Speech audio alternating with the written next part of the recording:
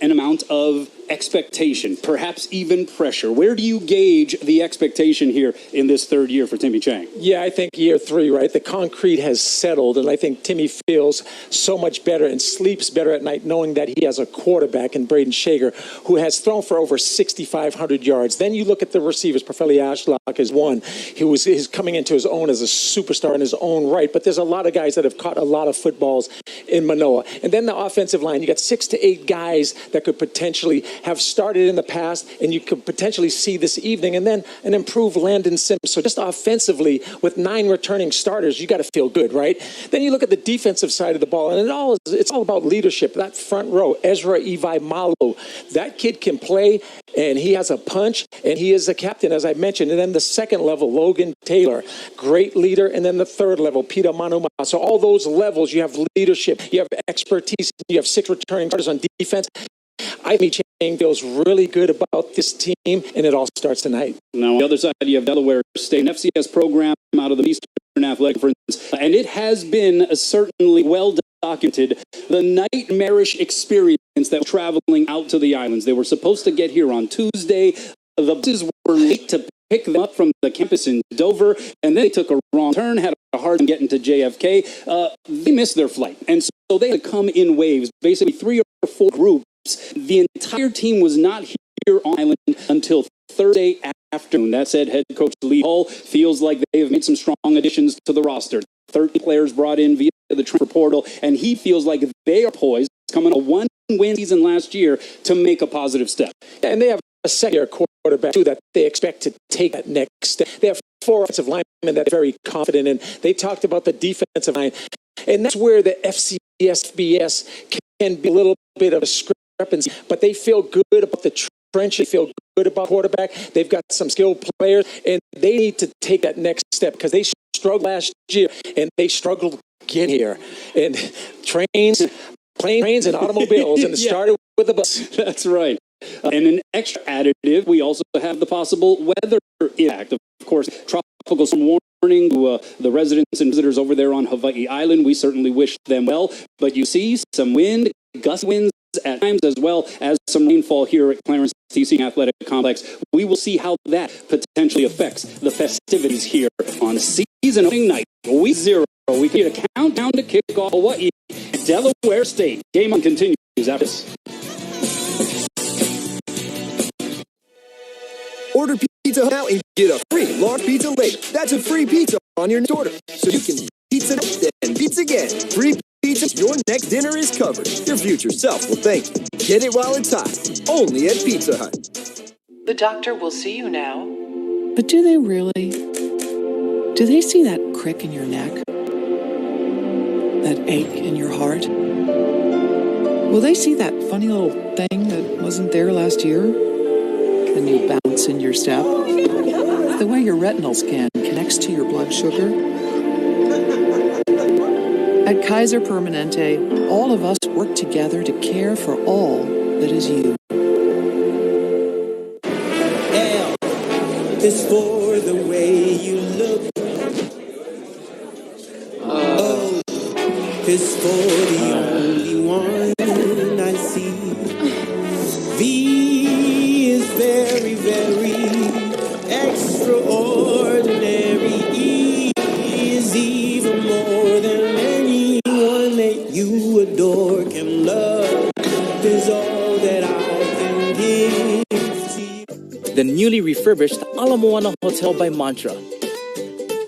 Conveniently located and always an island favorite, celebrating 50 years. Now make it yours. This is our hotel. This is our hotel. This is so much more than my hotel. This is our hotel. Ala Moana Hotel, where Kama'aina always gets the best rate. Use promo code LOCALSONLY. Want a real taste of New York? The classic New York-style pizza offers a big, bold taste that's a Hawaii favorite. Handmade to perfection on a crust that's 30% larger than our large. It's just $11.99 for carryout. Classic New York-style pizza, only at Hawaii Pizza Hut. You're watching Spectrum Sports, the home of University of Hawaii sports.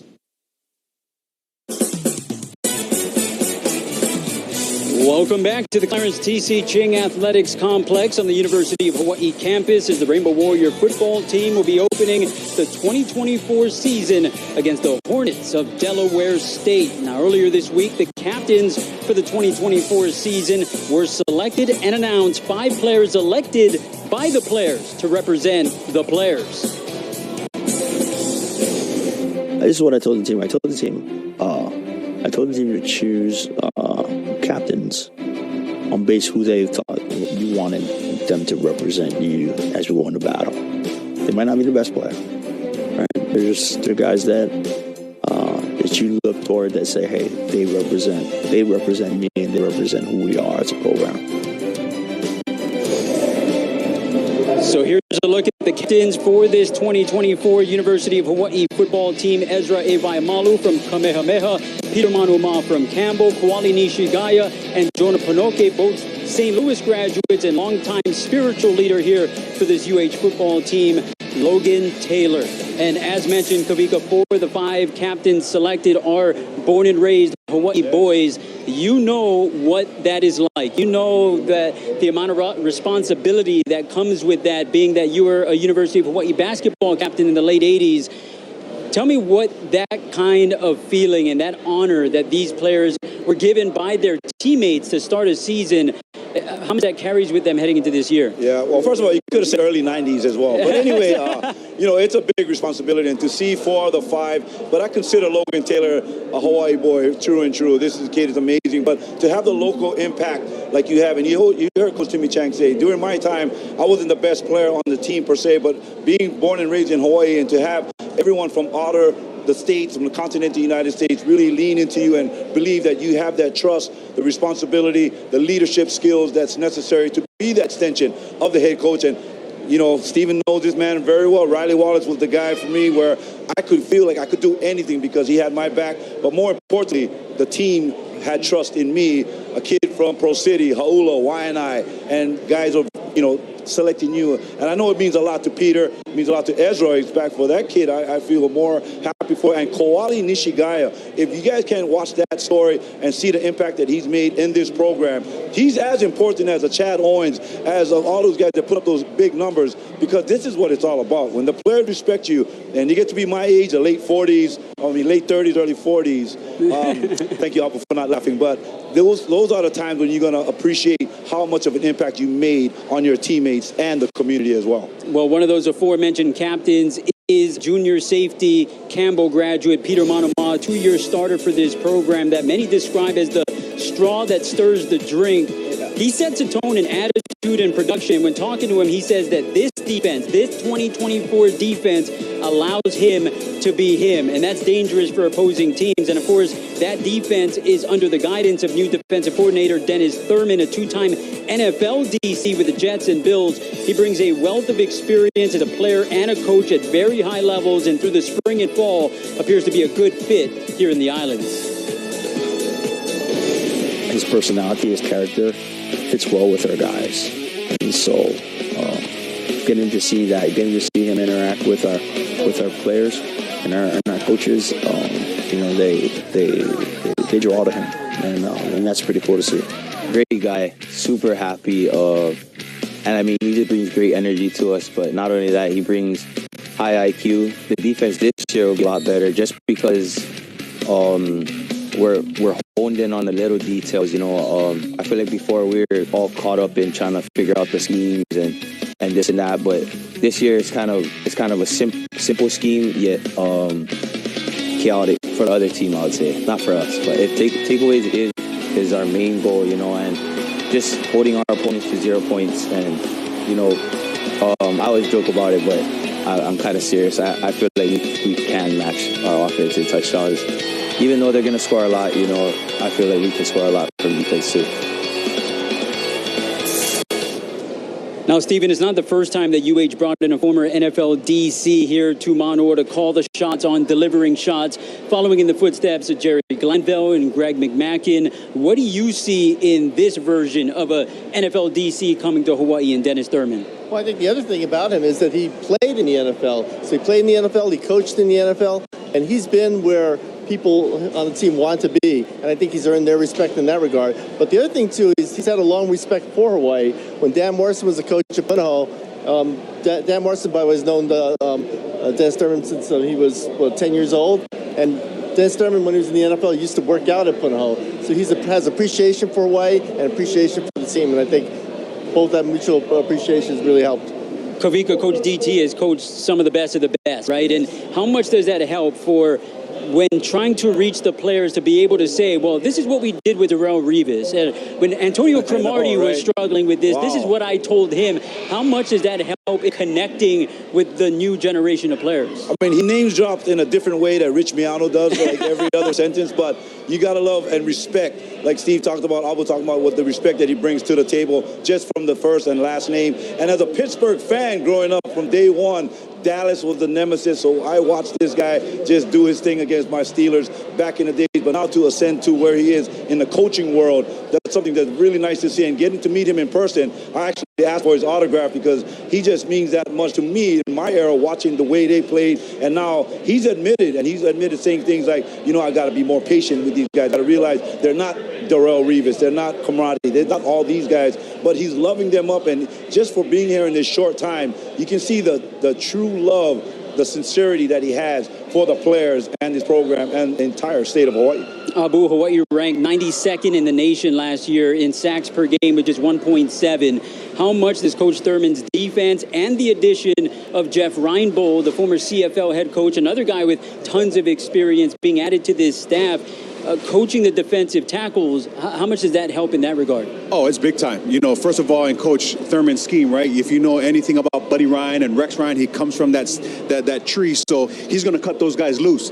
And then you bring in Coach Reinbold, who I think I missed him by about a couple of years, but I mean, he loves Hawaii, right? He's coming back because it's a labor of love. It's not about trying to take the next stepping stone, trying to move his career. He loves Hawaii absolutely with all his heart, and then he is a brilliant coach. He's coached everything from DBs all the way down to D-line. He's even been on the offensive side. So I believe you're going to see some smarter defensive linemen, right? Coach is going to teach them to see the whole picture. Sometimes some D-line coaches is, hey, this is your gap, do this is all I need you to do. But I believe that Coach Reinbold is going to try and help these guys move on, because if their desire is to be in the NFL, they got to know what all 11 guys are doing, not just them.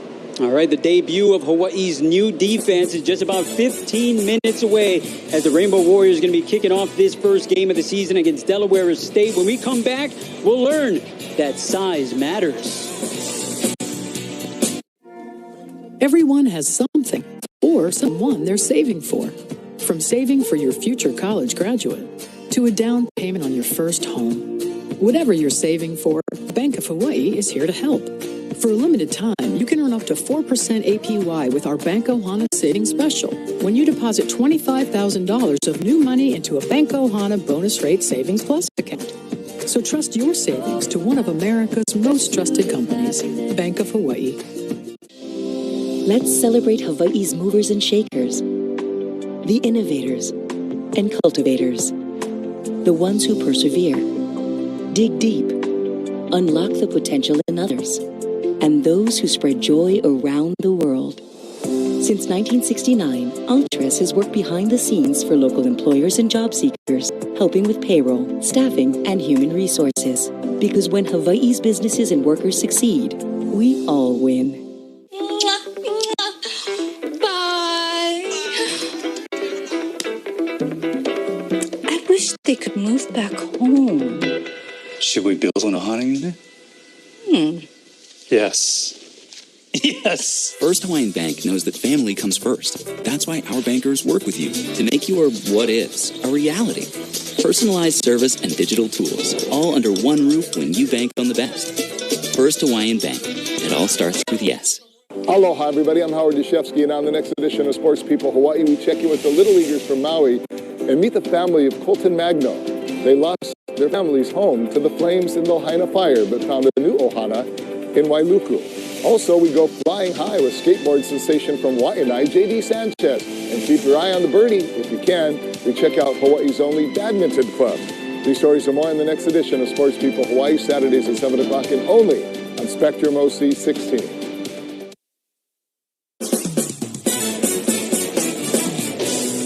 Welcome back to Manoa, where University of Hawaii football isn't the only thing back on opening night.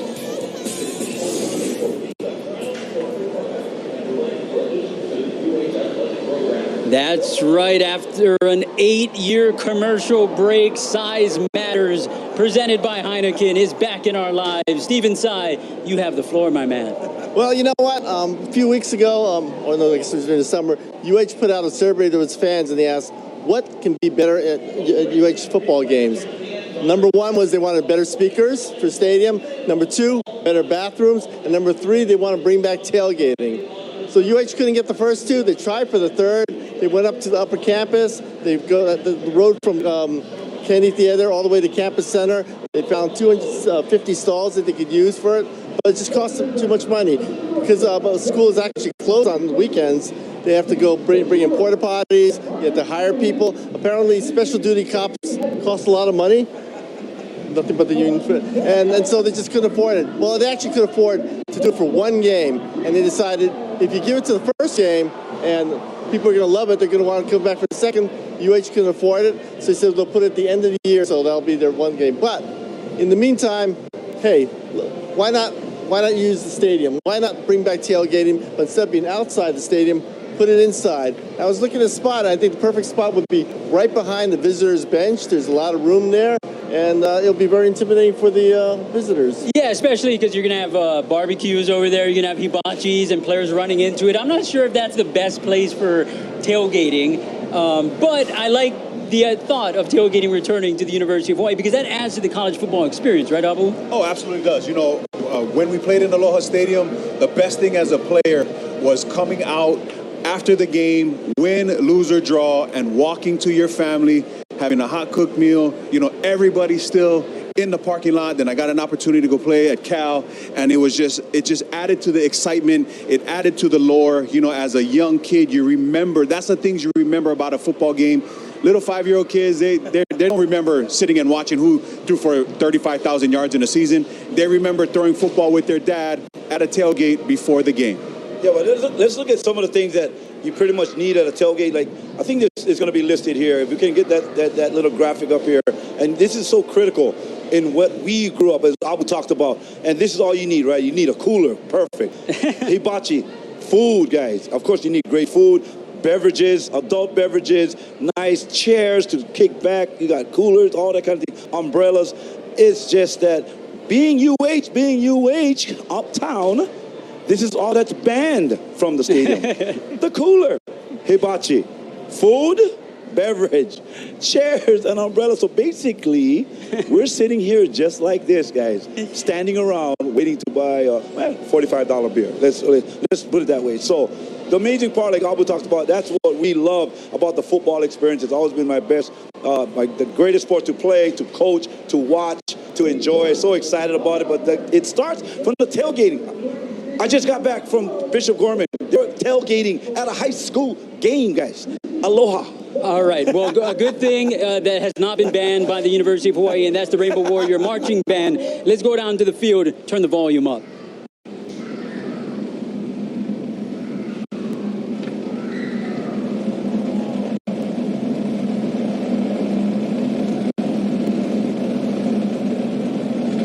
Football fans, at this time, we ask that you please rise. Remove your hats, and veterans are encouraged to tender a hand salute. Before we recognize our country, we're joined on the field by the Mayor of Maui, Richard Bisson, along with the President of the University of Hawaii, David Lassner. A few weeks ago marked the 1 year since the tragic fires on Maui and in Lahaina, giving us time to reflect with friends and family while remembering those that we've lost. Mayor Bisson, thank you for joining us today as we stand united as a state. In this moment, we're Hawaii. Fans, please join us in a moment of silence.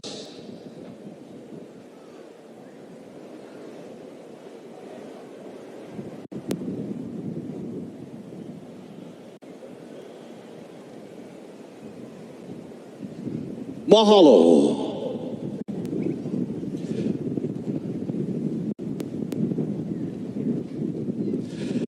Singing this evening is Angela Escontrias, who has entertained guests as Auntie for 13 years at Aulani, a Disney resort and spa.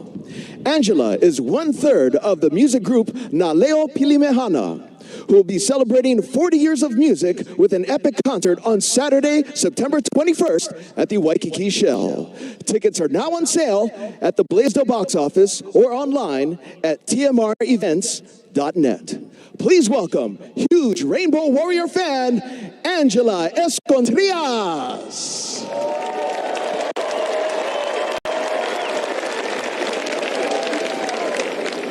Oh, say, can you see by the dawn's early light what so proudly we hailed at the twilight's last gleaming, whose broad stripes and bright stars through the perilous fight o'er the ramparts we watch were so gallantly streaming, and the rockets' red glare, the bombs bursting in air, gave proof through the night that our flag was still there.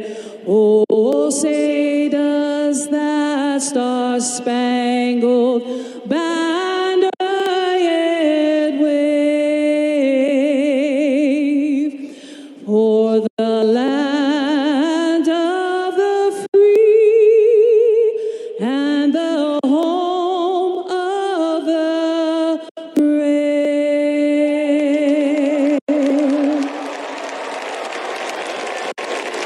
Hawaii pono I nana I komo I kalani ali ke ali makualani e ameha meha e nakawa e pale meka ie. Sing it loud. Makualani e kameha meha e nakawa e pale meka. Go Bulls! Time Out for Health is brought to you by And now, Hawaii invited to Pacific stand. Health. Hi, I'm Dr. Nick Crawford from Hawaii Pacific Health. I'm also a team physician for University of Hawaii Athletics. I'm here with Peter Manuma, standout safety from the University of Hawaii football team. Today we're going to be talking about shoulder injuries. Labrum tears typically happen in the shoulder when the arm is extended away from the body or carried back in a hyperextended position. One thing that I'd like to talk about is how to prevent your shoulder from getting unstable and tearing your labrum. One thing that I really think is important is to be in an athletic position, which we're always taught, but in particular the shoulder is really taking control of your hand and not letting your hand get pushed side to side. His arm's going to get taken, and if he doesn't move with me, his shoulder is going to get in a hyperextended position. So I'm always telling athletes to position yourself, but move with him and keep your hand in a fighting position. What we're going to work on and focus on is being strong up here, away from your body, not here. But Peter's doing awesome, 90 degrees out and up here. Getting a strong hand, that band is going to increase resistance up away from you where you want it. That's your Time Out for Health tip for today. For more health tips, go to healthierhawaii.org.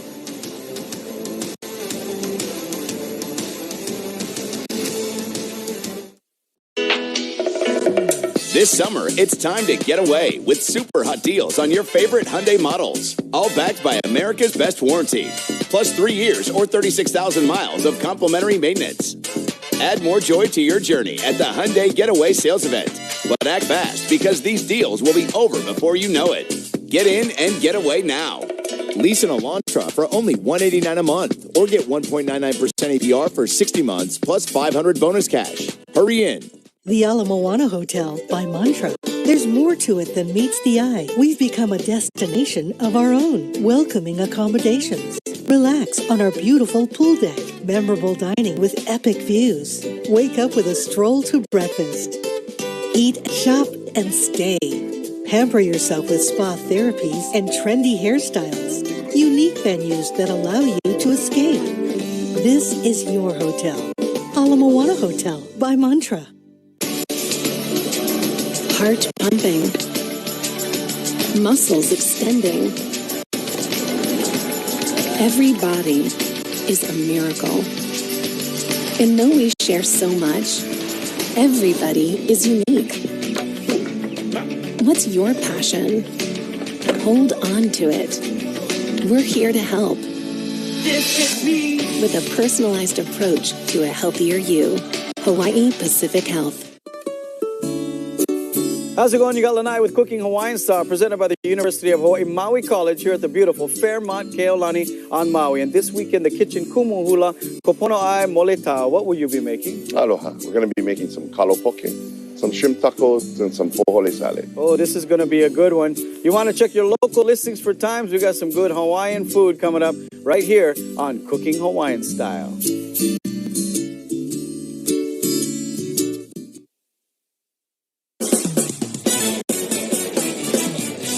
Welcome back to Manoa for opening night of the Rainbow Warrior football season against Delaware State. It's almost time for kickoff. That means it's time to check in with the watch list.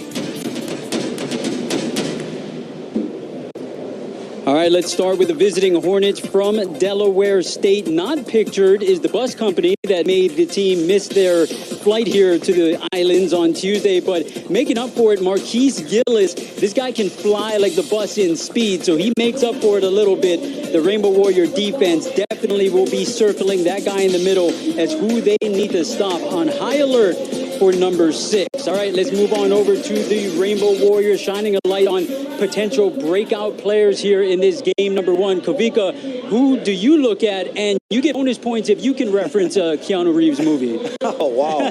Well, I don't know what the point break will be, but I'm just going to say this, that what I love about Sergio Muasau and also Ethan Spencer was caught in an amazing center battle throughout the entire summer. Ethan going back and forth, but you lose a captain like Iliki Tanavasa. He's gone. The center position is so critical in the run and shoot. You can't afford bad snaps, any type of miscues from that critical position. So it's going to be interesting to see. And I believe Muasau has the start tonight. So I'm going to see how much of an impact he'll make. Started all 13 games last year. So he brings some veteranship to this offensive line. 5'11", 300 pounds. I mean, I'm already loving this kid because of that toughness already. Boo, who are you looking at? I got to go with my guy who was like John Wick for me at Kamehameha, Yes. Ezra Levi Malo. He was probably one of the best defensive guys that I ever got an opportunity to coach when I had the chance to be the defensive coordinator up there. He was actually the guy that I try to create plays for. He's such a playmaker. He's got great movement. You know, he only weighs 260, but he plays like he's 315 pounds inside there. He's got these violent, heavy hands, and I'm excited to see him step into this role, especially as a captain. I always knew he had it in him, and he is not a replacement. He is the guy. I wasn't giving out multiple. That's only one bonus, bro. Steven, who you got? Jackie Johnson III. He's just an amazing pass rusher, and he's going against a quarterback who was sacked 19 times in 9 games last year. And he is Jack Johnson III. And except for the Matrix 3rd movie, when was the last time a prequel was ever disappointed? Man, now I feel bad because I'm all out of Keanu Reeves movies. I have no idea. So, yeah, one of the replacements to the starters here on this Hawaii defense will be at linebacker Jemai Otis, who is a Bishop Gorman standout in high school, was coached under Chris Brown, the guy that brought him here. He's become one of the leaders of this team, despite just being a sophomore. He's leveled up in that Lions den of linebackers. And make no mistake, he's wearing number 54. Exactly. That is not by accident, folks. That is Chris Brown's number. And Jemai Otis expecting big things here this season. Well, that does it for us Up next is game time. The Rainbow Warriors in Delaware State to open things up in 2024. Kanoa and Rich will have the call. We'll be back here at halftime. Enjoy the game, folks. It's the Bows, it's the Hornets in Manoa on opening night. Drive into summer with a new Honda Accord Hybrid, CR-V Hybrid, or the all-new Civic Hybrid. Take a vacation, staycation, or just a weekend drive with the windows down. Whatever you do, make it epic with Honda. The 2024 Kelley Blue Book's KBB.com Best Overall EV and Hybrid Brand. So act now. Buy online, reserve from select dealers, or hurry into the Honda Summer Event. Everyone has something or someone they're saving for. From saving for your future college graduate to a down payment on your first home. Whatever you're saving for, Bank of Hawaii is here to help. For a limited time, you can earn up to 4% APY with our Bank Ohana Savings Special when you deposit $25,000 of new money into a Bank Ohana Bonus Rate Savings Plus account. So trust your savings to one of America's most trusted companies, Bank of Hawaii.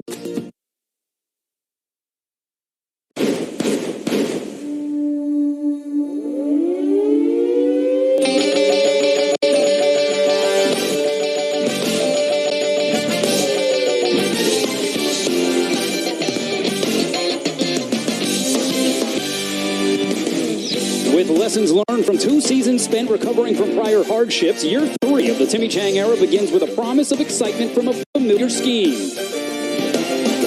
Braden Shaker has returned and has been given the keys to an updated, up-tempo run-and-shoot offense that harkens back to seasons past. Faring tonight against an already road-weary FCS opponent. The Hornets of Delaware State have traveled far to come to the home of Hawaii's Rainbow Warriors. Week 0 comes to a close in the 50th state.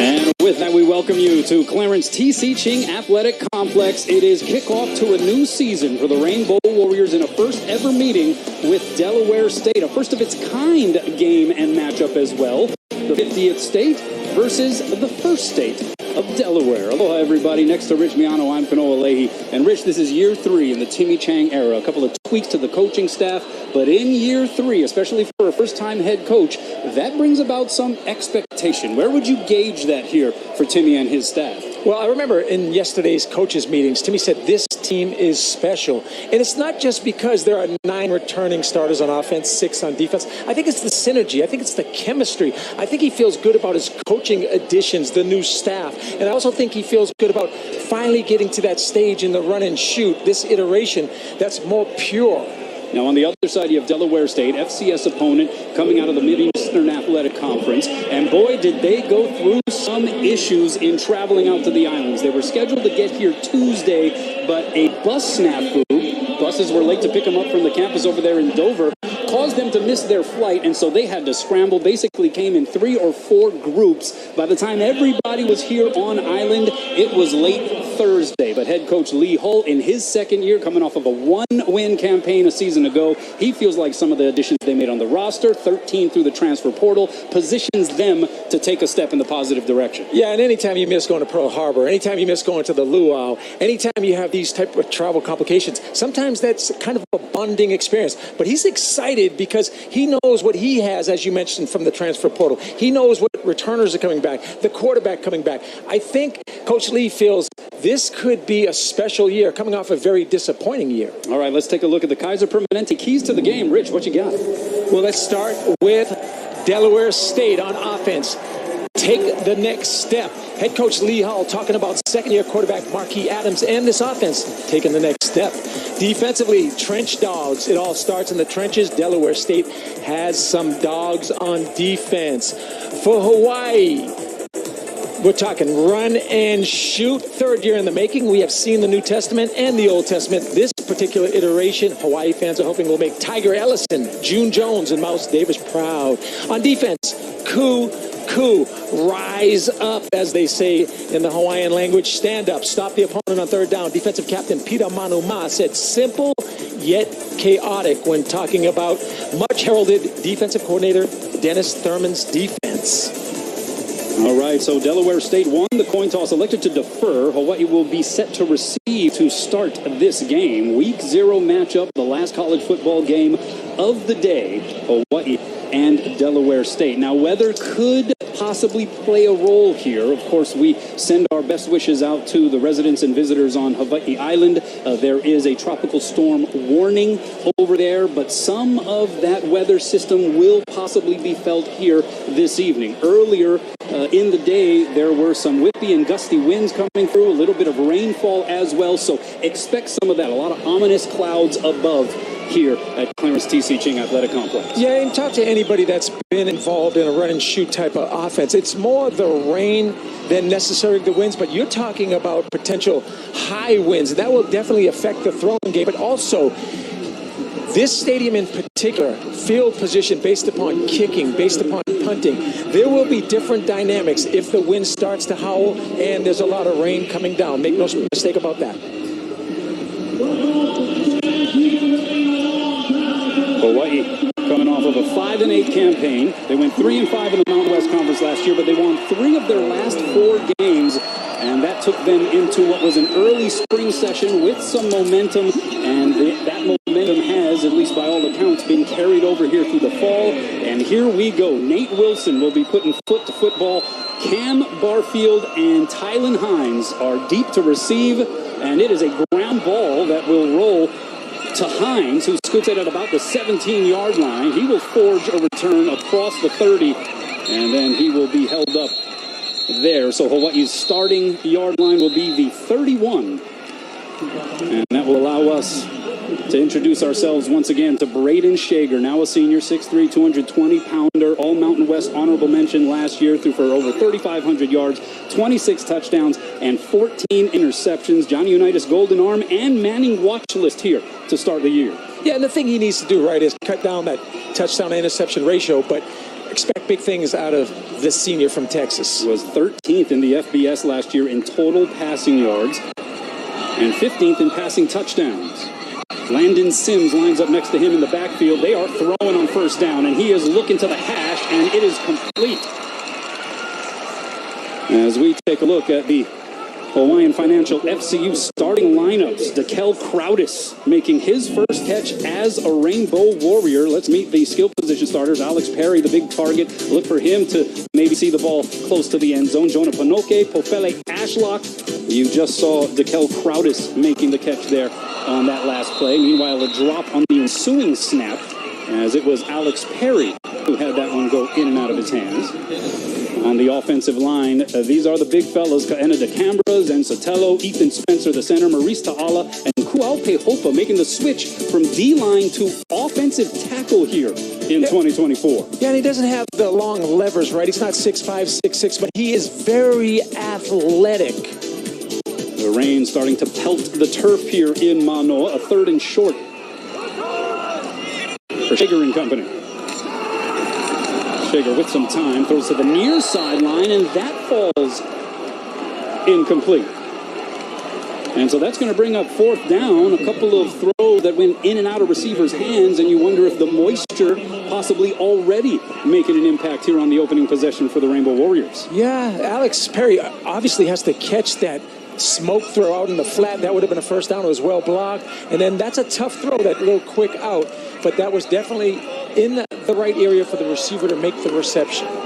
And so a new punter here on the scene for Hawaii. It is Lucas Boro, the Aussie, transfer from Ball State. And they said his location with his punts has been impressive to see. And right on cue, he lays it down at the 5. Scott Harding-like numbers, 55-yard net. I mean, unbelievable in terms of placement, and that's what he brings, because there are 2 punters, and nobody really, even we didn't know who the starting punter, kicker, or long snapper was going to be coming into this football game, because it was a battle all the way down to early this morning. Well, one of the marquee headliners, personnel-wise, for Delaware State's offense is the quarterback, Marquis Adams, his 2nd year as a starter.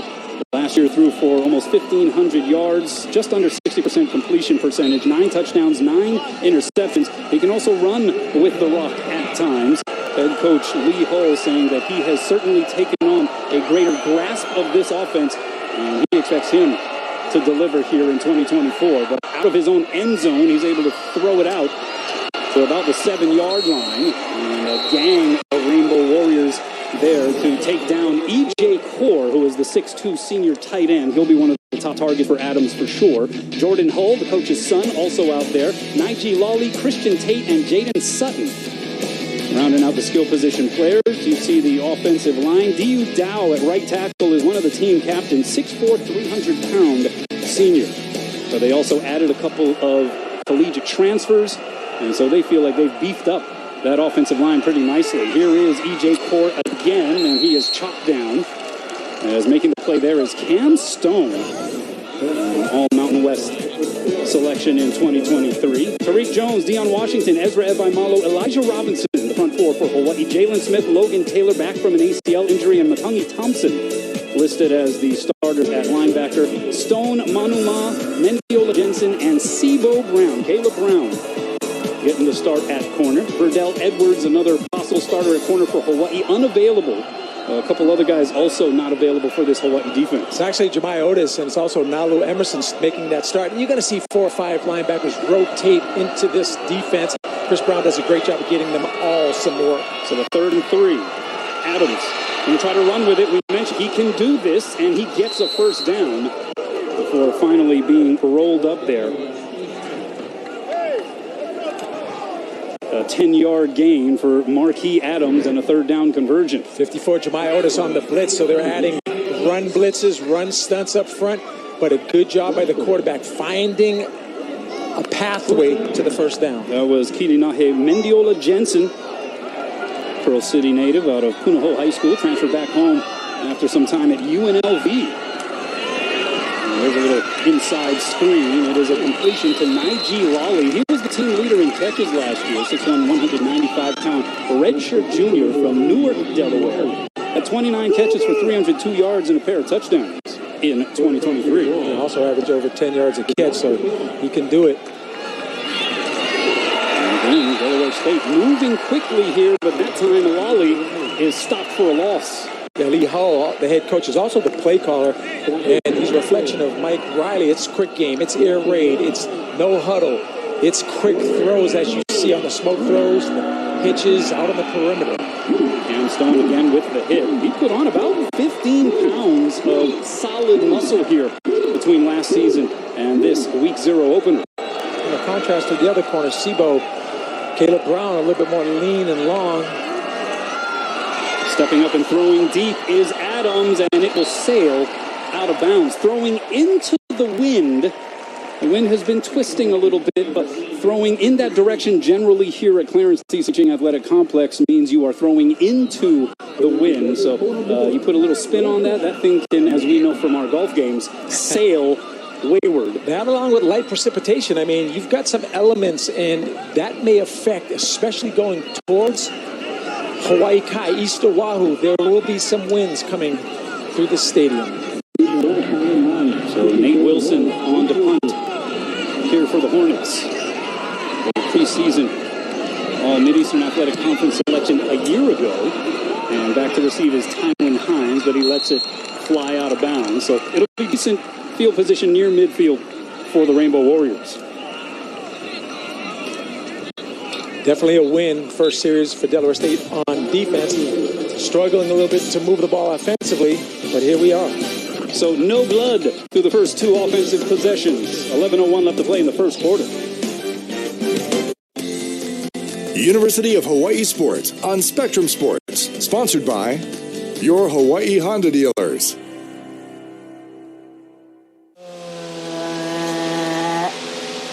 Dance party. Let's go. When inspiration strikes, say yes with the new Priority Unlimited credit card from First Hawaiian Bank. Wherever you shop, whatever you're shopping for, you can earn 2% cash back on everything you buy. From small stuff to big stuff to stuff you want. A card that rewards you for every purchase and helps you stay connected to everything that matters. L is for the way you look. O is for the only one I see.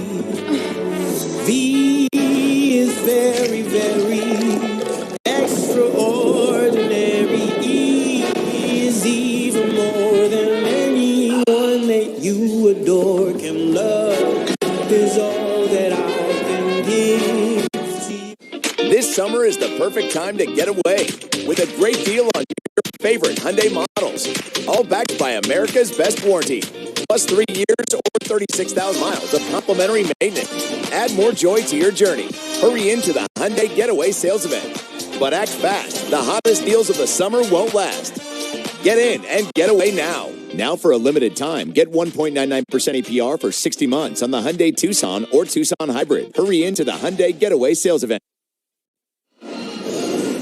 Welcome back. Didn't get a chance to meet the Hornets defense. Eric Montez, Marquise Brunson, Darren Cook, and Anton Rakumstrick on the front line. You have Charles Brown Jr., Mario Goings, and Khalif Jimison in that second tier. And then in the defensive backfield, Giovanni Fabian, Amir Anderson, Christian Garrett, and Wayne Favors III.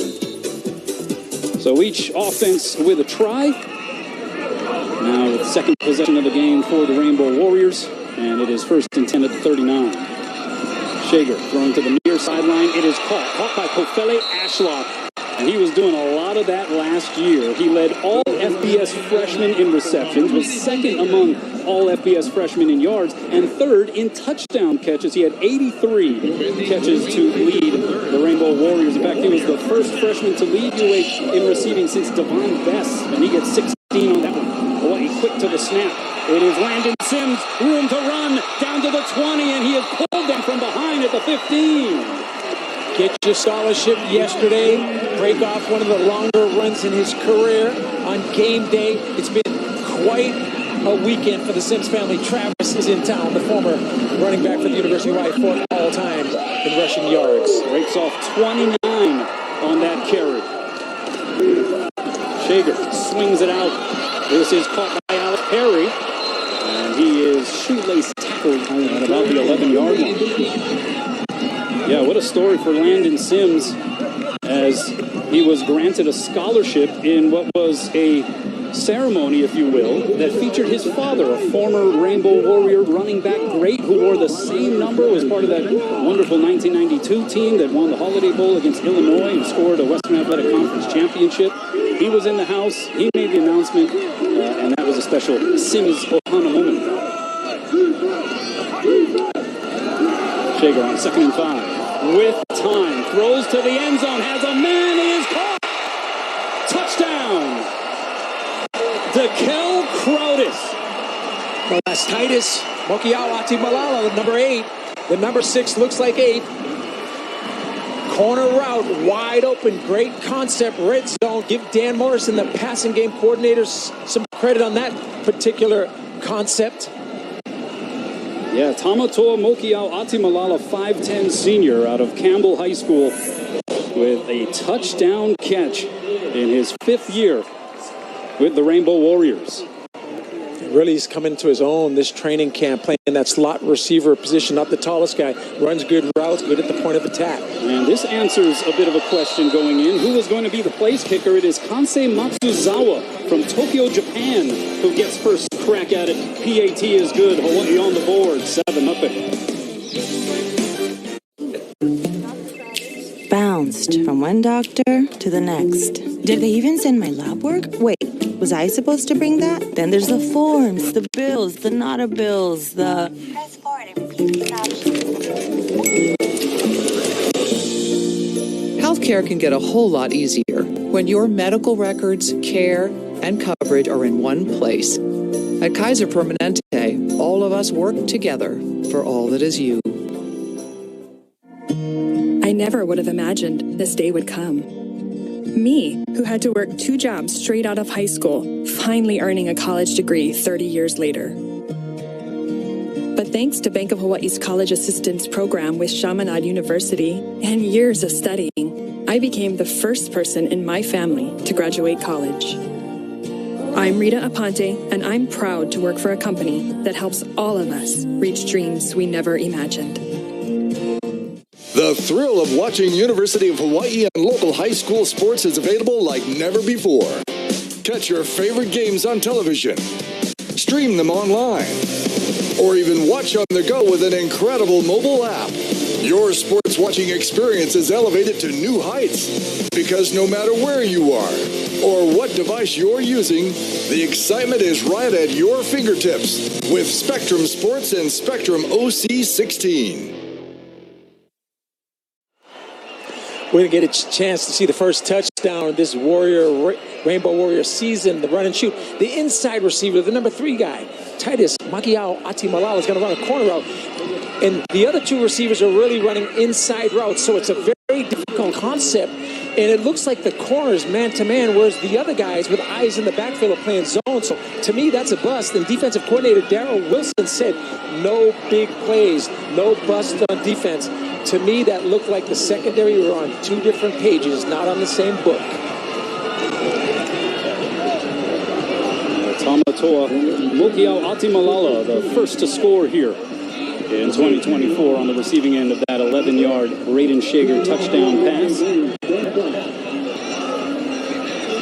A lot of the talk here through fall camp was how this offense was moving steadily towards a purer and truer form and version of the run and shoot. And we have certainly seen some elements already in this one as that Ben Falk kick is booted through the end zone. That's just kind of what Ben Falk does. His value is he does not allow much in the way of returns. And getting back to the run and shoot, you had Gene Jones in the complex a couple of times. You also had some Dennis McKnight was visiting in the spring. And then, of course, the addition of Derek Favi in terms of protection. That was well protected. Braden Shager put that in a beautiful spot. And it's a tough concept when the inside receiver runs a corner route and the 2 inside guys are running inside level type of routes. It's really a zone breaker, and it can be a man beater as well. Good look at Ben Falk. Was also in the competition with Lucas Borro for that punter's job. Ben Falk perhaps known more for the towering punts, but Borro again with the placement, and that helped them on that first possession for Delaware State. As the running play does not go for much. Jaden Sutton is down on the turf. We have penalty flags. We had a little extracurricular stuff after the fact. Really not a smart play by the receiver from Delaware State. Your white hat head referee is Cal McNeil, so we await the call here.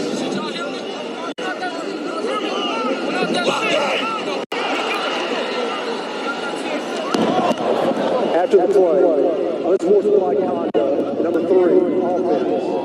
At the distance of goal, 2nd down.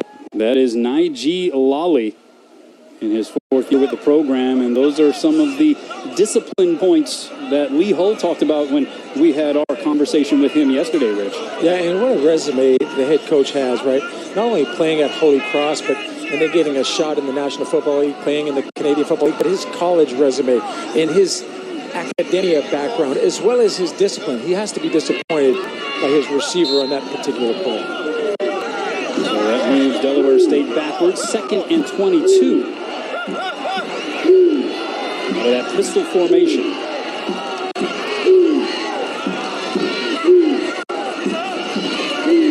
They're going to toss it back to Jaden Sutton. First defender for Hawaii whiffs, but Matangi Thompson able to redirect him inside to some of the other black shirts. And not much there for Jaden Sutton. It should be said, Marquise Gillis, who was a 2nd-team All-Mid-Eastern Athletic Conference selection last year and was expected to be featured back here at the start of this season as well for Delaware State. We were told by head coach Lee Hull not playing due to a violation of team rules.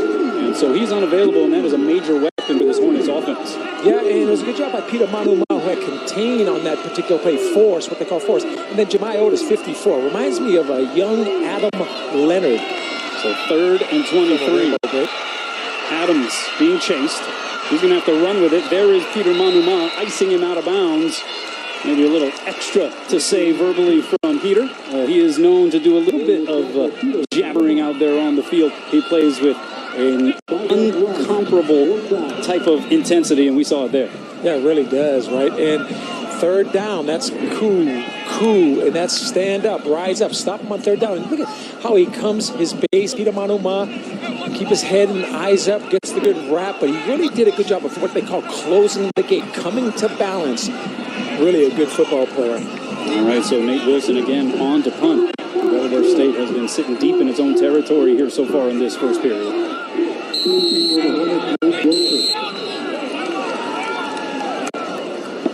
Timeout, Delaware State. They were forced to take a timeout as that play clock was ticking down.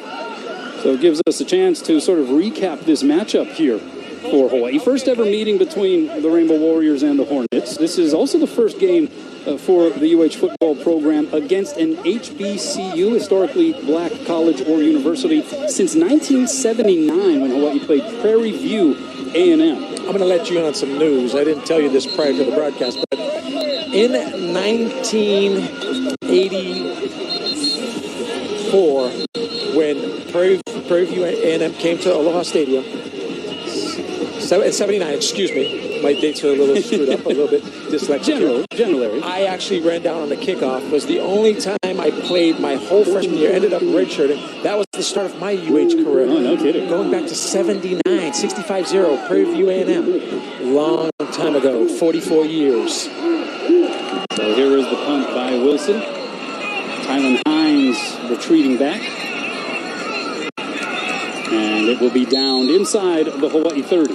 That's the kind of thing from a special teams perspective. You got to field punts. It's the hidden yardage, and that's something that Hawaii did not do a great job of last year. Tylen Hines, again, has won that punt return job, but I know Thomas Sheffield, the special teams coordinator, wants to field as many balls as possible and not let balls roll and pick up that hidden yardage. So third possession here for the Rainbows.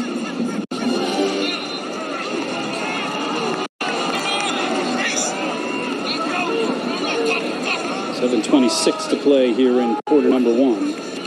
And it's going to be a draw. This is Landon Sims again, puts the head down. And Sims, another guy that's beefed up pretty considerably, and some of that certainly the impact of now associate head coach Chris Brown. He was given a promotion and then was given some extra titles, including the strength and conditioning gig, because they lost their previous coach to Tulsa. And so Chris Brown takes over there, and I think you're seeing some of the effects. A guy who has made a reputation and a living in the weight room, what he calls the Iron Church, and Landon Sims, another beneficiary of it. Yeah, and he still looks like a good play. I mean, guys look up to him because he's still very strong.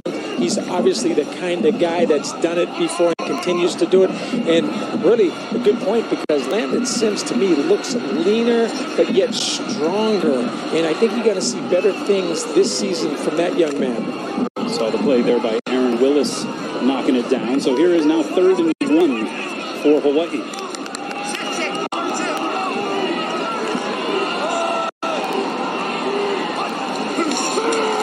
The throw is Shager. Goes to the far sideline, and it gets there. Puts it on the number for Pofele Ashlock. And are they going to say that he was out of bounds? It appears as though they did not rule that a catch. Let's take a look at the replay. And that's awfully close. He was sliding backwards with that left foot, but it looked like the toes were maybe down when that ball first made contact with his hands. But that's going to be 4th and 1, and Hawaii bringing the punt team out. Well, he has to get a little cleaner, clean things up, catch the ball better, timing on the routes. Here is Lucas Boro. That is a low liner. Back is Christian Tate to field it. The defender misses, and Tate able to round the edge before he goes out of bounds a little past the 20. Takes a seat there on the bench behind the Hawaii sideline. And so Delaware State will have the rock once again. 6:37 left to play in quarter number 1. Week 0's final game of the day. It's a touchdown lead for the home team. Get ready for the experience of a lifetime with Nonstop Travel, celebrating 40 incredible years. Uncover unique, exciting tours across Japan and Korea. Epic locations, next-level shopping, savory, scrumptious foods, and rich history are all waiting for you. Contact us today and create memories that will last a lifetime. Nonstop Travel, your adventure starts here. Drive into summer with a new Honda Accord Hybrid, CR-V Hybrid, or the all-new Civic Hybrid. Take a vacation, staycation, or just a weekend drive with the windows down. Whatever you do, make it epic with Honda. The 2024 Kelley Blue Book's KBB.com Best Overall EV and Hybrid Brand. So act now. Buy online, reserve from select dealers, or hurry into the Honda Summer Event. Aloha. In Hawaii, time moves a little slower, yeah? Like this refreshing longboard island lager. It was made for the laid-back lifestyle. So when the TV station said our Kona Brewing commercial had to be exactly 30 seconds long, we said, hey, no rush us. That would be disrespectful to the proper enjoyment of this longboard. And it's like we always say.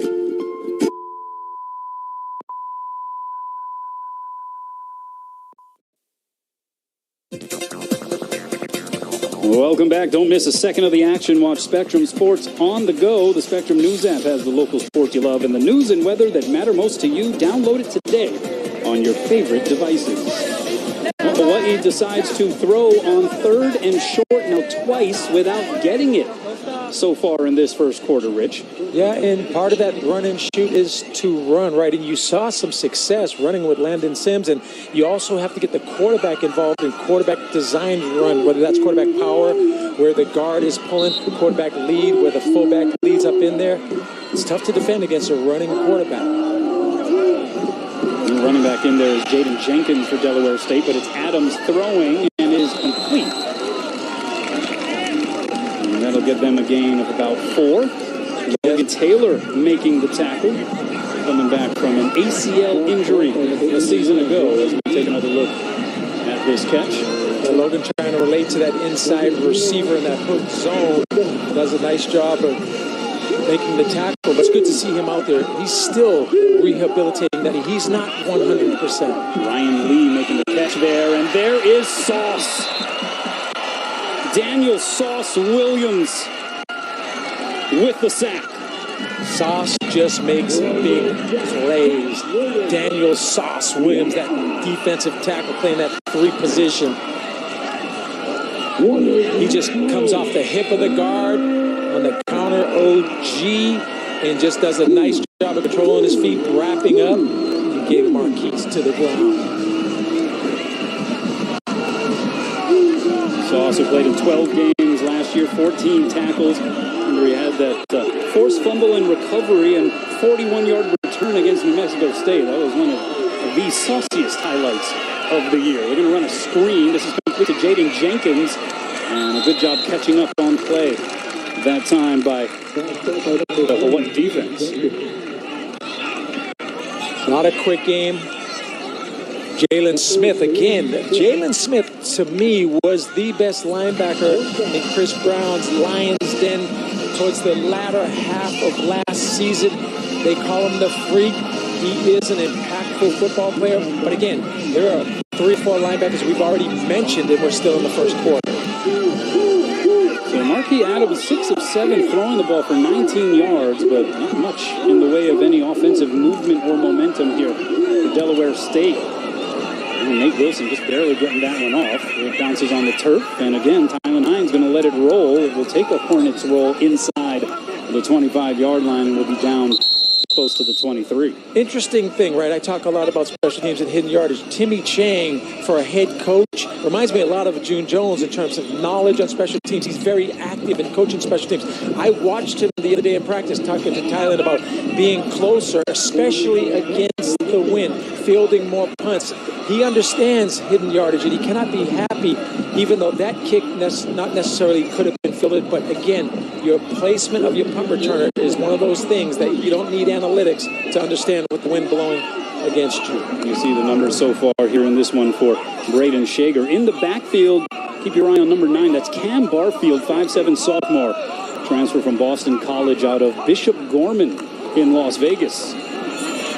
Now blocking for Shager, throws it down the sideline. That time it was intended for Dekel Crowdis. Crowdis, an interesting story. He is a transfer from Kentucky, played 3 seasons over there, 20 career games. A similar story and career arc to Stephen McBride, who was a 1,000-yard receiver last year for Hawaii. He was a transfer from Kansas. He is still on the team, is McBride, but for those who have not gotten this piece of information yet, McBride facing NCAA eligibility issues and the team moving forward as if he is not going to be part of the team this season. So a significant loss for this Hawaii receiving stable as that pass sails by Tylen Hines. Hines, a diminutive XZ outside type of receiver. There is a crown on this football field, but Braden Shager will tell you he's got to get that ball down. That thing sailed on him. He's got to get that ball much lower. He's got to drive into that throw and change his throwing angle.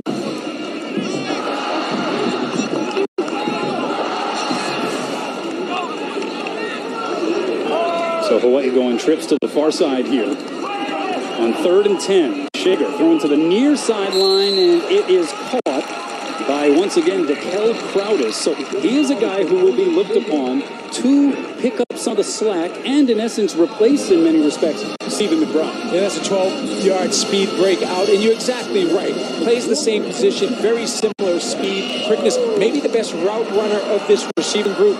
And again, Jared Osua talks about having 12 receivers, 6 inside, 6 outside. This guy could put up McBride-type numbers. And there's going to be a running play here for Hawaii. And Cam Barfield played 2 years at Boston College, played 10 games over there, but a 22 graduate of Bishop Gorman, was a 3-star rated running back out of high school by 24/7 Sports, and a guy who was coached, at least for part of his high school career, by the associate head coach Chris Brown, who was a member of that staff, Bishop Gorman, at the time. Yeah, and there's at least 5 quality players from Bishop Gorman on this roster. Really going to help change the complexity and the winning of Hawaii football. Shager running out of the stiff arm there, gets loose for the first down, and he is chopped down at midfield. Yeah, and you got to see that. We saw that 3 out of the last 4 games, and they were successful. We saw, again, quarterback power, quarterback draw, quarterback trap, but scrambling. Understand that you cannot sit in the pocket all day long. Eventually, you have to run the football. He's big, he's capable, and you saw the toughness. Khalif Jimison was the one who made the defensive play that time for Delaware State. Here is Shager looking deep. And it is incomplete. He was looking for Crowdis. That was a Shager bomb, and again, a little more trajectory. It was about a yard overthrown. Crowdis can go, though. He had a little separation. Yeah, Crowdis, who ran a 4.340 earlier this fall. Yeah, when you run that and you have 21, 22 mile an hour top end speed, and you can run a route and you have good hands, I think we're going to be talking about Dekel Crowdis a lot this season. Here is the give. This is Landon Sims. And so that's going to bring up now 3rd down and about 7 here for this Hawaii offense. So we haven't necessarily seen the fireworks just yet from this Hawaii run and shoot. No, they've been struggling. A couple of 3-and-outs, a couple of drop balls, running game, trying to get going. There's only 3 or 4 runs that are even in the run and shoot, but you have to be effective running the ball to set up the pass. So on 3rd and 7. Just in Delaware State territory, Shager with protection, throws, has a man, incomplete. Tamatoa Mokiao Atimalala, who caught the 11-yard touchdown pass on the scoring drive for Hawaii, unable to hang on. That's now maybe the 3rd drop we have seen from a Hawaii pass catcher. Concept outside vertical stretch. 1 goes deep, 2 goes to the corner, 3 goes to the flat. Right in the hands, again, of a diminutive type of slot. But he has to catch that football. That's a well-thrown ball that, again, is going to go against the stats of Braden Shager. 3 or 4 drops already. It is raining, but that's not an excuse to drop the football. Already the 3rd punt here for Lucas Boro. This one an end over ender. But look at the bounce. Does it go out of bounds? It's awfully close to that pylon. And that is going to be marked at the 1. He does it again. For all you Rainbow Warrior fans, I remember Scott Harding again, a guy that can go outside the pocket with that Australian style of punt, but look at how the ball angles to the sidelines and goes out. Good job, actually, by Spencer Curtis, the wide receiver from Utah. That's a heck of a job.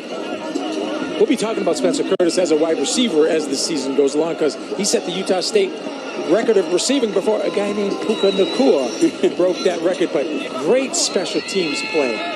You see a lot of smiles over there. That's NFL stuff. Guys dapping up Lucas Borrow. Spent 4 years at Ball State.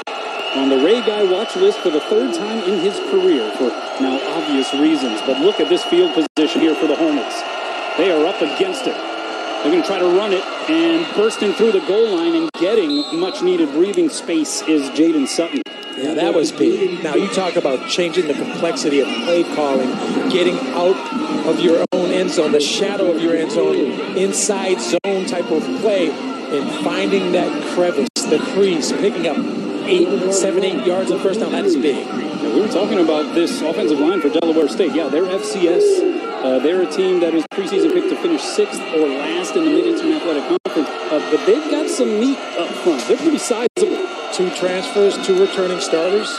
Again, it is Sutton right up the gut. And so they're starting to lean on those big fellas up front. Flag is in the secondary. Not sure what this is going to be. It could be a hold. Holding, number 72, offense. After this is a go, replay, second down. We were just singing the praises of the interior lineman for this Hornets offensive line, but Isaiah Cook, the center that time, being flagged in his 4th year with the program. It was a 3rd-team All-Mid-Eastern Athletic Conference selection back in 2022. 6'3", 300-pound redshirt junior. That's what he's listed at. I feel like he might have gone past 300. Yeah, we talked to Lee Hall. Usually the discrepancy in FCS, FBS matchups is in the offensive and defensive line, the trenches. And that's where normally you can't really handle the amount of inside run game, stopping the run on defense. But he felt good about both the trenches for his Hornets. He's actually slid over to the guard position. Well, it looks like Justice Johnson has taken on the snapping responsibilities. Now a timeout with 36 seconds remaining here in this first quarter.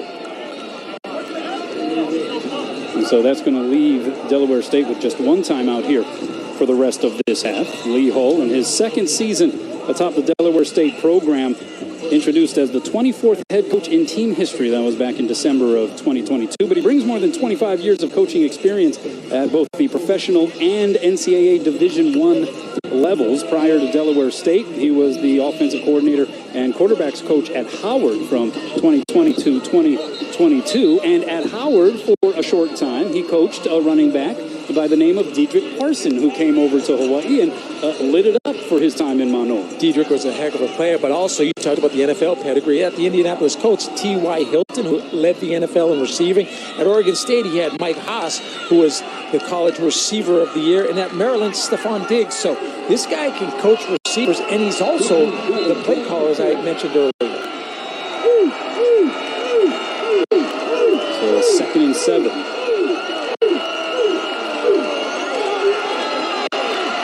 Throwing off the fingertips that time, and no tip drill interception. Nobody in the area for Hawaii, but Christian Tate, the intended target. 6'2" sophomore. Peter Manuma was in the area off of the ricochet. Yeah, and you're going to see multiple fronts from Dennis Thurman in terms of over, odd, even, under, 46. But that was a heck of a play, and it looked like 23. Caleb Brown, who made that tip, Sebo with a really nice play, 13 with a really nice play on the football. And again, this young man can play, and he's taking the place of Verdell Edwards, but he's more of a pure corner. So 3rd and 7. Clock down to 1 second. They finally snap it. Adams going to try to run with it. Now throws. Was he across the line of scrimmage would be the question. It falls incomplete anyway. The intended target was Jaden Sutton. That's going to be 4th and 7 here for the Hornets. They have been able to muster just 1 first down so far in this game. Yeah, and that was a quarterback scramble right earlier in the game. So defensively, Hawaii playing well under Dennis Thurman. defensively struggling. You know, they have the one touchdown, but there was a lot of drop balls. There's some miscommunication on some routes, and there was an overthrow or two by Braden Shaver. And this becomes very precarious here for Nate Wilson. He is lined up in the back of the end zone. Where Tylen Hines is standing, he's at the Delaware State 40. I like the position of the punt returner. It is a wobbly punt. Hines fields it off the bounce, has some room up the middle, veers it to the far side. Hines to the 20, to the 10, in for 6. You saw the speed of the guy who, as a freshman 2 years ago, led the nation in terms of yards per rush. This young man could be a Chad Owens, and dare I say that, he could be a very prolific return guy for this University of Hawaii, because you saw the speed. You saw the ability to make people miss in the vision. 39-yard punt, a 44-yard return to the Halle for Tylen Hines. And yes, last year perhaps a bit disappointing for him. He had to battle through injuries coming off of that fantastic All-Mountain West honorable mention campaign in 2022. Played in only 4 games, was able to maintain his redshirt year. But there he is, just another flash and another example of how explosive this guy can be with the ball. Part of the reason why he won the kick return and punt return gig is because they just want to put the ball in his hands. Get him touches. You're exactly right. As a kickoff return guy, he's dangerous. As a punt return guy, if he fields the kick, if he fields the punt, he is a very dangerous young man. And you know what? It's exciting to see that, because he obviously regressed, had some injury issues last year, but here he is showing us what we saw 2 years ago, and that's tremendous acceleration and great vision. Hawaii up now 14-0, the point after good. 10 seconds remaining here in this first period. Well, we were expecting perhaps some explosion from this Rainbow Warrior offense. Thomas Sheffield, special teams coordinator's loving it because his guys, they were able to provide one of the fireworks that we have seen. Yeah, and when you coach special teams, right, you're only involved in approximately 11% of the downs, but every single down could be a big play for you or against you. Not knowing who your punter was, not knowing who your kicker was, not knowing who your long snapper was. He knew who his return guy was because Tylen Hines has shown in the scrimmages. He's shown in practice. You know that he has the ability to be a big-time guy. And don't forget, Chad Owens set the NCAA record, 342 yards against BYU, and was also an All-American as a kick return guy. So we've seen greatness in the return game here in Hawaii. And I.G. Lawley and Christian Tate back to receive this kick by Ben Falk. And again, he boots it into the end zone. That is the value of Ben Falk, 6'6", 225-pound senior, who booted 33 touchbacks last season, already has a couple here. Yeah, and think of the demographics of Australia, 20 million people. There's more punters, kickers. I mean, they're everywhere in college football, and Hawaii has had its share of great ones. Very blessed to have that Australian connection. It's called Pro Kick Australia.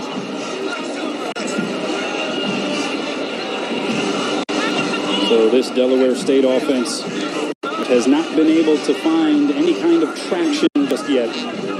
Back out on the field. And what could be the last snap here of this first quarter. It's going to be a running play. This is Sutton. And nothing doing there as that hole is plugged up by both Watson Ho'ohuli and Ezra Evaimalo. Winded Ho'ohuli. Watson was the dad, but that's okay because they kind of look alike.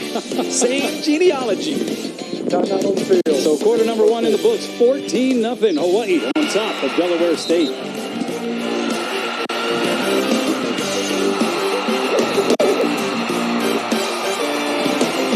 The doctor will see you now. But do they really? Do they see that crick in your neck? That ache in your heart? Will they see that funny little thing that wasn't there last year? The new bounce in your step? The way your retinal scan connects to your blood sugar? At Kaiser Permanente, all of us work together to care for all that is you. Friday, Hawaii kicks kicks off the season with a match against SMU in the Hawaiian Airlines Wahine Volleyball Classic. Rainbow Wahine Volleyball on OC16, exclusively on Spectrum. You're watching Spectrum Sports. Hey, I got the job. So I can go part-time. Yes! Some days bring new opportunities. First Hawaiian Bank can help you say yes to making the most of them. Manage your accounts, earn cash back, and when you need advice, we're here for you. Really, I'm in an art program. No matter where your journeys take you, you can bank on the best. First Hawaiian Bank. It all starts with yes. Whoa, is this your new Nissan Rogue? Yeah, crazy story. Yesterday, I was at the Nissan end of summer sales event taking a test drive. And Laura says, "We've got somewhere to be." And off we went. We're having a blast. And she tells me it's recommended by Consumer Reports. These Rogues are going fast. I knew I had to have that Rogue. Get up to $2,500 total savings on remaining select Rogue Platinum trims. Or get 5.9% financing for 84 months on Frontier. Friday, two teams looking to build momentum are ready for a clash in Kalihi. St. Louis, Farrington, Hawaii Prep Football only on XCast, exclusively on Spectrum. Welcome back. You see the 2024 coaching changes for Hawaii. Dennis Thurman brought in as the defensive coordinator. Anthony Arsenault, the running backs coach. Derek Fa'avi, a former MVP of the Rainbow Warrior football program back in 2005. Dan Morrison, the quarterbacks coach. Jeff Reinbold brought back for a second stint to coach up the D tackles. And Nick Locker was a grad assistant last year. He takes over as a full-time assistant coaching up the safeties. Yeah, and what I love about that is obviously Derek Fa'avi was a player. Dan Morrison I coached with, Jeff Reinbold I coached with, and I think Dennis Thurman, for not being here that long, has a lot of aloha and a love for this program as well, and Nick Locker. So I think Timmy understands that selling this program requires people that actually love the state of Hawaii, understand the knowledge of how important football is to this community, and I do like the synergy of this staff. So 2nd and 10 here to start quarter number 2 for the Hornets. Snapping the ball from the 25, throw over the middle, and it goes off the hands and the face mask of Naiji Lally. Most of this passing game is a quick game, right? You got middle screens, you got smoke throws, you got bubble screens, and they just need to get something going, and that's protection and the ability to run routes down the field. Wyndon Ho'ohuli was in the area, made a layout stretch to try to see if he could come up with that deflection. Of course, we called him Watson moments ago. Coach his dad, so that's going to happen. It's going to happen, man. Tamatoa Mokiao Atimalala, Titus, his brother, who played for UCLA. Too many of these guys opponent. now. We're going through too many generations and iterations. Here is 3rd and 10. Adams. Ball gets knocked loose. And Delaware State fortunate to fall back on top of it. I think it was Ezra Ivi Malo that just punched the ball out. And we're talking opportunistic defenses, turnovers. You watch practice. There's a lot of X's and O's going on, a lot of scheme, but a lot of fundamentals. And there you can see it. It's actually Jackie Johnson, 57, who's going to remind a lot of Hawaii fans of Kaimana Padelo, only 5'10", but he can rush the passer. Yeah, 6 foot, 245-pound junior out of Roosevelt High School. St. Francis, which doesn't... Well, both of them. He went to Roosevelt and St. Francis. It's not even a school anymore, neither a football program, but you're exactly right. And then went to a college that I've never heard of, but he can play football. Yeah, Lawrence Tech was the college Jackie Johnson attended prior to Hawaii. And that punt downed inside the Hawaii 20. So nicely done there by Nate Wilson to try to flip the field a little bit.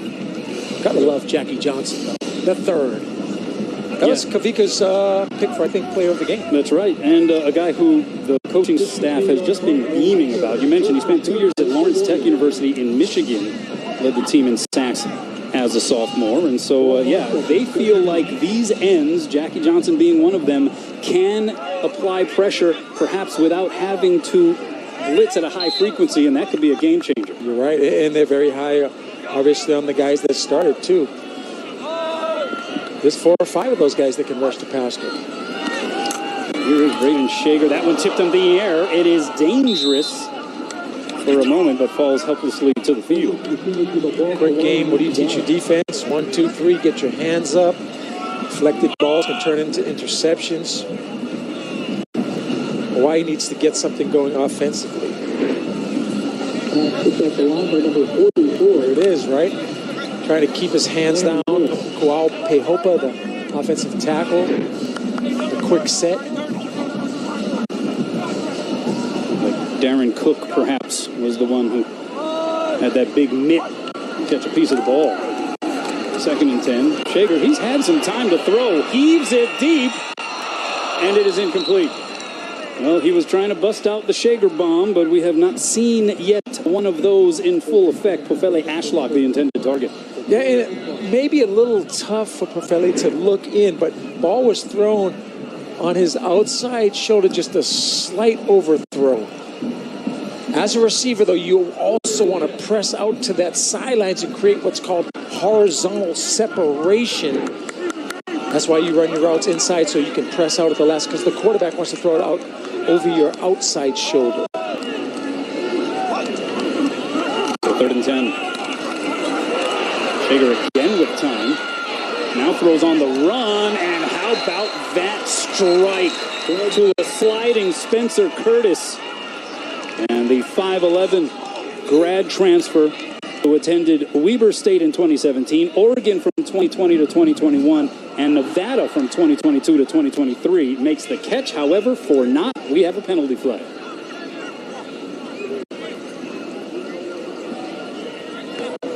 Holding. Number 78 offense. Half the distance to the goal. Replay 3rd down. Yeah, and you're going to get a chance to see the replay. It's the outside receiver sitting down in the window. Really nice job on that curl. And then finding a good position away from the inside backer, the corner, the safety. Really a nice job on that scramble drill. Because Shager didn't want him initially. He wanted Alex Perry, but it was covered 2. And he had safety help over the top. But all for naught with the holding call on Kayana DeCamera. Canberra picking that one up. Now it's going to be a draw play on 3rd and long. And Sims is upended. And so that negates what was an awfully impressive throw by Braden Shager. Part of what makes him so special, being able to make some throws that not a lot of guys who have worn this uniform can make. No, there's no question. The arm strength is there. He can touch all parts of the football field. But this offense, make no mistake about it, is struggling. They've had many possessions, but yet only 1 score in the red zone. And just 5 first downs, although Hawaii with the special teams score. Tylen Hines with the punt return. Touchdown, giving them the 2-score advantage here. That punt by Boro will twist out of bounds in Delaware State territory. Speaking of that punt return, Rich, according to the University of Hawaii and its media relations staff, that was the first Hawaii punt return for a touchdown in a dozen years. The last one was put in by a guy who was also doing punting in his career. Here he returned a punt for 69 yards against UNLV in 2012. That was Scott Harding. So hard to believe it's been 12 years for a guy to have a punt return for a touchdown. Because I just vividly remember, again, Chad Owens, guys like Devon Bess, Kealoha Polaris. I mean, we've had some great skilled return guys on this campus. So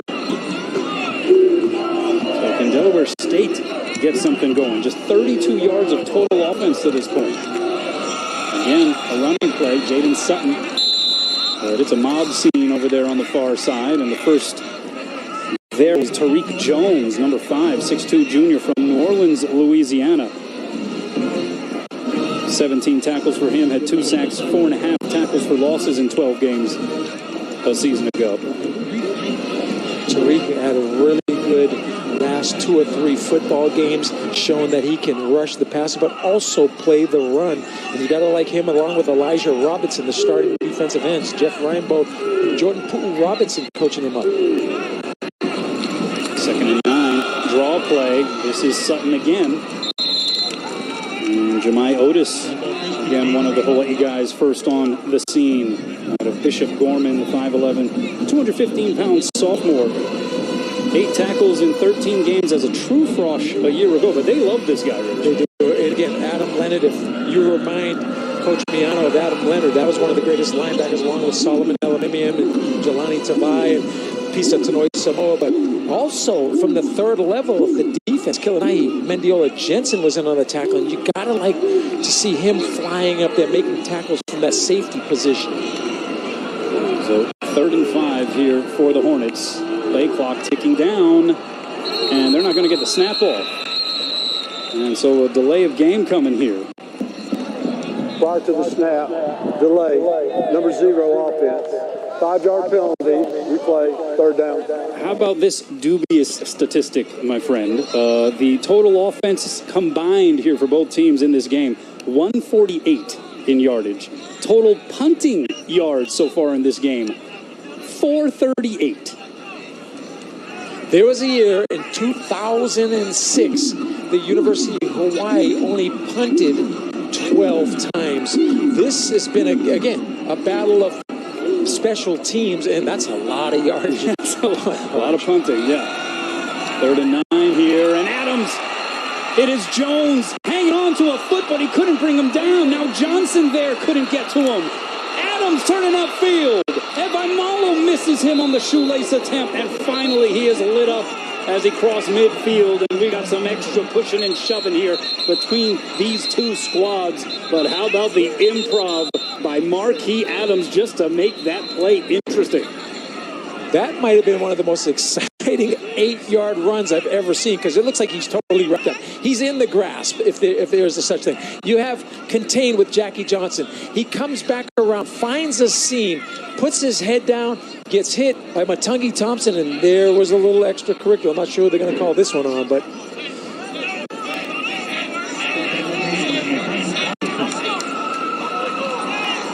It's going to be 4th and short. It's almost good they didn't call it. Yeah, it's offsetting. Yeah, there was no penalty flag that was thrown there. So Delaware State bringing out the punt team, and Tylen Hines already has a punt return TV on his ledger here this evening. He is now standing on Hawaii's own 10. I don't remember a game where I've seen more punting going into the second quarter. Yeah, Nate Wilson and Lucas Boro, they're going to need to be first to the cold plunge at the end of this one, and we're still 9:23 and counting down in the second quarter.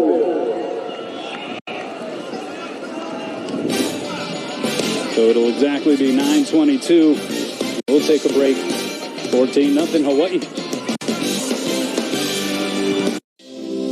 Let's celebrate Hawaii's movers and shakers, the innovators and cultivators, the ones who persevere, dig deep, unlock the potential in others, and those who spread joy around the world. Since 1969, Altres has worked behind the scenes for local employers and job seekers, helping with payroll, staffing, and human resources. Because when Hawaii's businesses and workers succeed, we all win. Let's plant a seed and watch it grow. Let's choose when we want to bank, where we want to bank. Let's keep our money in our community, not on the continent. Let's save every minute so we can spend more time in the moment. Let's invest in our dreams, doing the small things that make the biggest impact. Let's build a better future together. American Savings Bank. Download the new ASB app.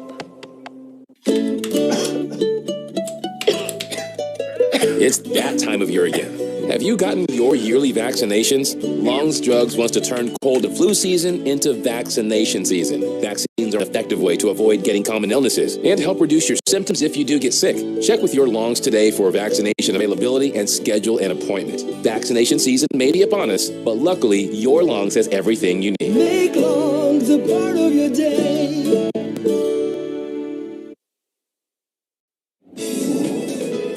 Welcome back. Let's go inside the numbers presented by Long's Drugs. The number's 332. That's the pass completions for Braden Shager last season, which was 4th in the FBS. Now, look where that ranked him behind.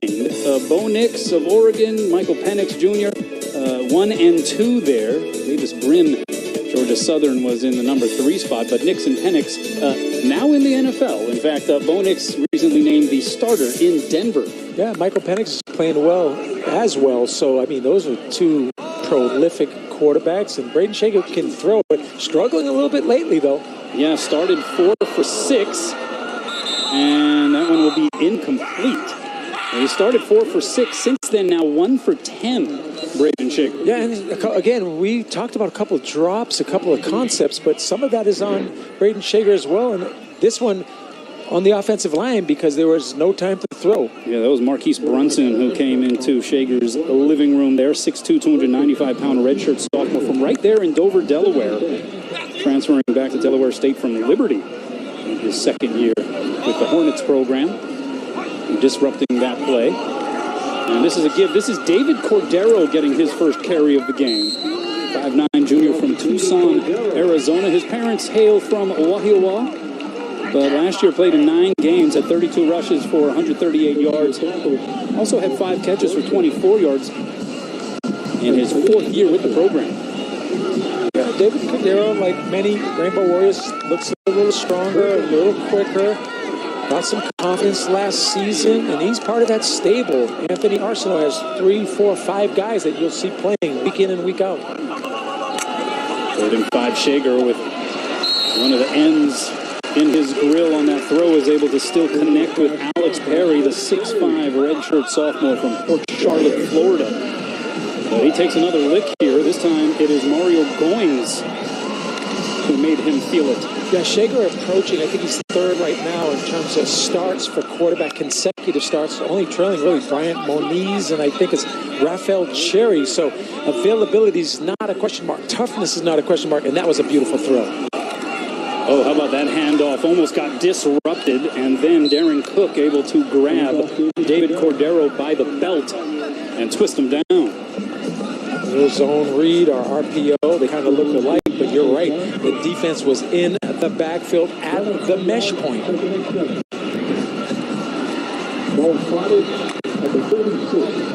Somebody has to be responsible. If not for that end, then the quarterback needs to pull that ball. Darren Cook, number 94, made that play preseason All-Mid-Eastern Athletic Conference selection from Washington, D.C. Shager eludes one pass rusher. Still looking downfield. Now he's going to tuck it and try to run. But that run gets broken up by Barry Wagner Jr. from Orlando, Florida, 6'2", 200-pound redshirt junior safety. Yeah, when you talk about run and shoot, you talk about 5-man protection, right? Because there's no tight ends, there's no 2 backs, 21 personnel. But the running back has to do a better job at the point of contact. He cannot just get a shade of the defensive end, and that's what happened there. The running backs have to be more stout at the point of contact. 3rd and 5, and again, this Hawaii offense not particularly sharp here in this opening half. Shager backstepping, going to roll to his right, throw on the run, and this will be a completion. Hofele Ashlock, who was in many ways last season a safety valve for Braden Shager, and he proves to be just that on that play. Yeah, and I'm not sure we're going to get a chance to see the replay, but on the mesh concept where receivers are crossing the field, you can see them run into each other. They basically hit one another. So again, the run and shoot requires timing. It requires a lot of repetitions, but that was a great catch by Hofele Ashlock. Stretch fetch there for number 5. And they're going to review it sounds like. Yeah, it didn't quite look from the wide camera angle to be as incredible a catch as it turned out to be when we saw the replay angles. So take a look at Timmy Chang with his quarterback. Of course, they can maintain a little bit more of a dialogue, at least one way, with Timmy Chang being able to communicate with Braden Shager, the new technology rules that have been applied to college football here this season. One player on each side of the ball has direct communication in the helmet with the sideline. They're going to review to see if this was indeed a catch. And it looks like the nose of the ball may have touched the turf there. Yeah, I don't think it's a clean catch. I think the ball's out. It definitely touched the ground. have to be able to survive the ground, obviously, and the ball's moving. This one's coming back.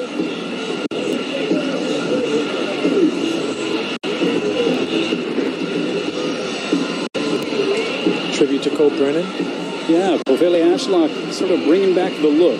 The late Cole Brennan, back in his playing career, was in fact on the cover of an ESPN The Magazine edition that featured his yellow dyed hair and the Hawaiian Island chain on the side of his head. Very similar, almost identical, in fact, to how Povele Ashlock has styled it. And he did it in a direct attempt to pay homage to Cole Brennan. Tribute to probably the greatest player ever from Hawaii.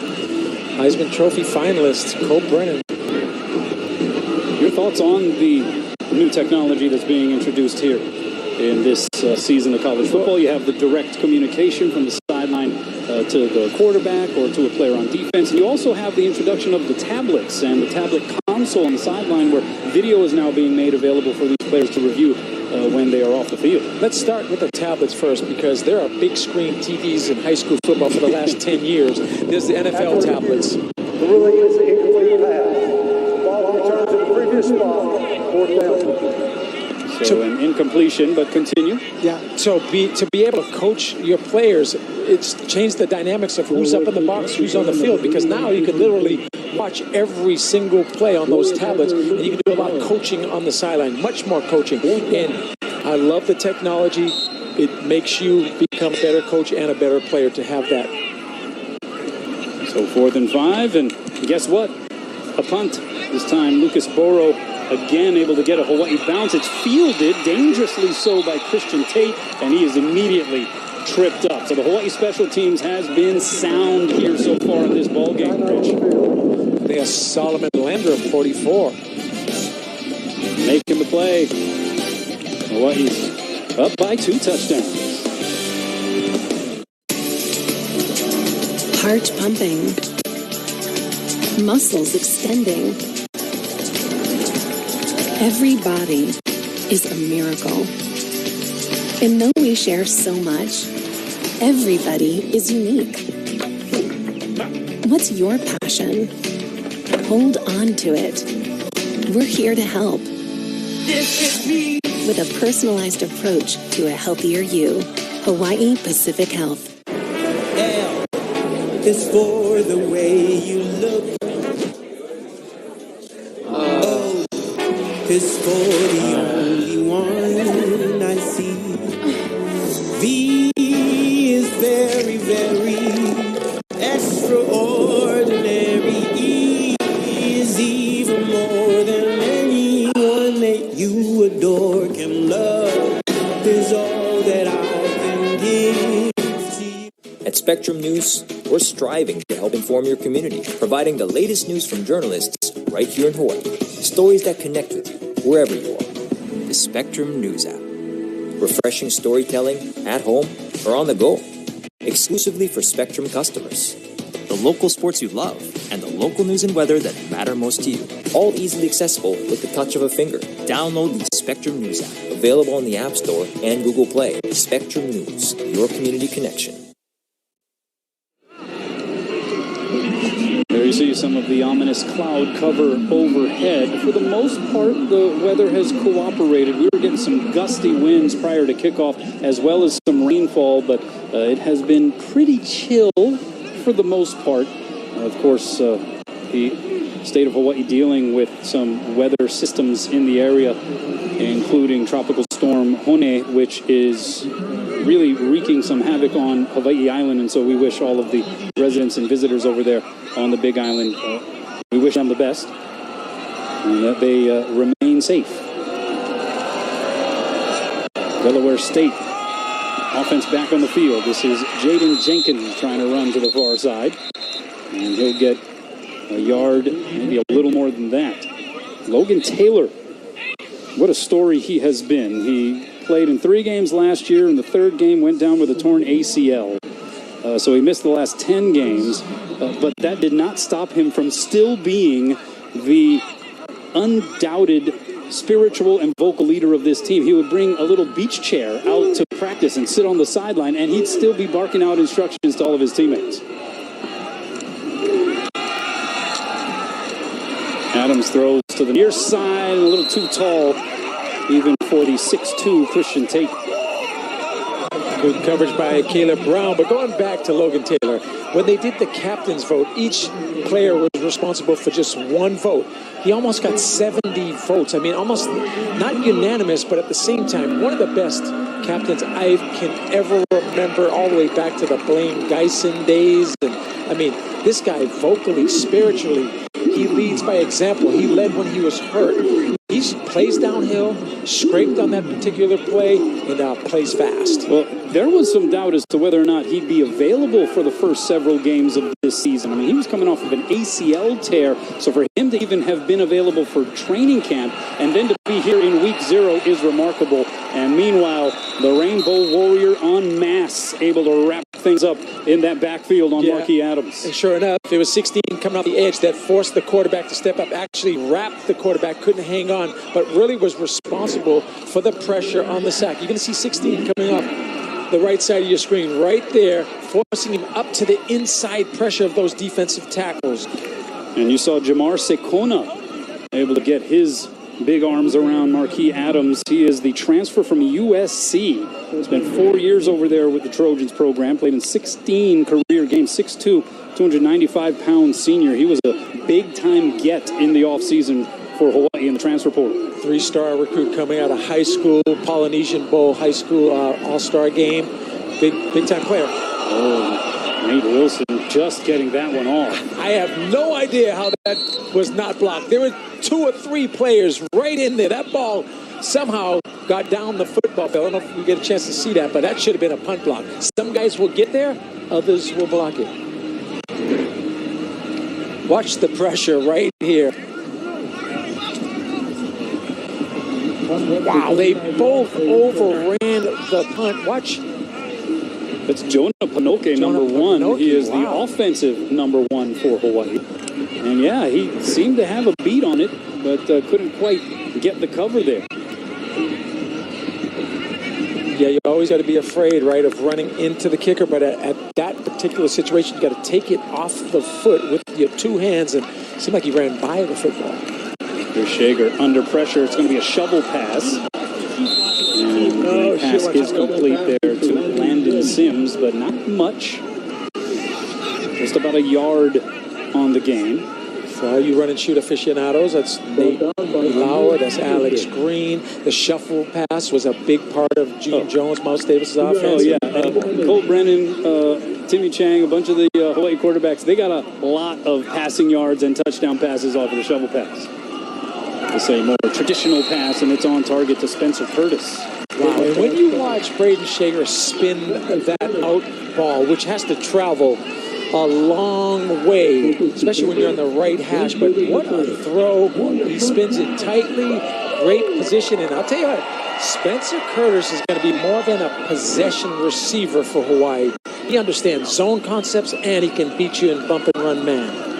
Shager with a lane to run, so he will wisely slide to avoid taking another hit as Hawaii ventures into Delaware State territory. How would you describe, Rich, now with a little under 4 minutes remaining in the first half, what we have seen from this more pure and truer version of the run and shoot? I don't want to sound pessimistic, but it has not looked like the timing has been really precise. There's been some concepts that we've seen people run into each other, but at the same time, this is the first game of the season, and it takes reps to learn this offense, and it is a different form. It's the true run and shoot. It's not 11 personnel, which has a tight end. There's no RPOs that we're seeing, and this is going to take a little while to develop, but Hawaii needs to get better, more precise offensively. Not much there. Landon Sims. And so another third down situation here for Hawaii. They are 2 for 7 on third down in this game. And you mentioned earlier, at 3rd and 1, 2 times they threw the ball and there were 2 incompletions. So there will be people talking about running the ball in a 3rd and 1 situation as well in terms of play calling. Shager under pressure. Shager hit and dropped. What a play by the defense for Delaware State. That is number 33, Brian Bates, the 6'2", 235-pound sophomore linebacker who stepped up and shut that one down. DC Darrell Wilson bringing some pressure inside 5-6-man games. Hawaii's offensive line has to do a better job of picking that up. Shager has to get rid of the football, but that's what you do on third down. You bring heat. Hawaii's offensive line ranked 115th in the FBS last year, allowing 38 sacks. And that time, Shager goes down, 4th and 14. The very busy Lucas Boro again boots into it, and it will roll out of bounds inside the 25-yard line. So Hawaii up 2 touchdowns, but the crowd sitting on its hands a little bit. Haven't seen the run and shoot potency just yet. Under 2 minutes to play in the first half. It was important that 15 Craigside allow pets because Viva, our Havanese, is part of our family. We looked at all the other alternatives for senior living, and 15 Craigside presented the most comprehensive senior living services, including guaranteed lifetime care.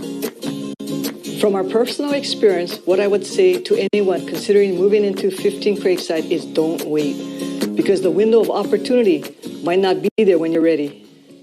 Whoa, is this your new Nissan Rogue? Yeah, crazy story. Yesterday, I was at the Nissan End of Summer Sales event taking a test drive, and Laura says, We've got somewhere to be. and off we went. We're having a blast, and she tells me it's recommended by Consumer Reports. These rogues are going fast. I knew I had to have that Rogue. Get up to $2,500 total savings on remaining select Rogue Platinum trims, or get 5.9% financing for 84 months on Frontier.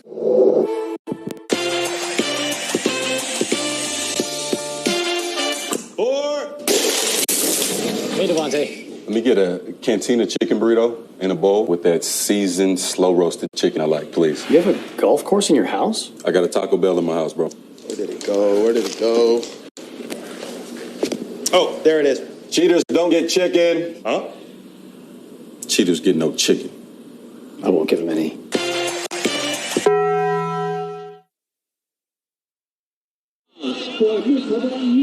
Welcome back. There's a look at Timmy Chang. You know, he will have some things to say in evaluating the performance of his offense in this first half. Now, Hawaii's up 2 touchdowns, but it has been a fairly anemic overall offensive performance, really, for both teams.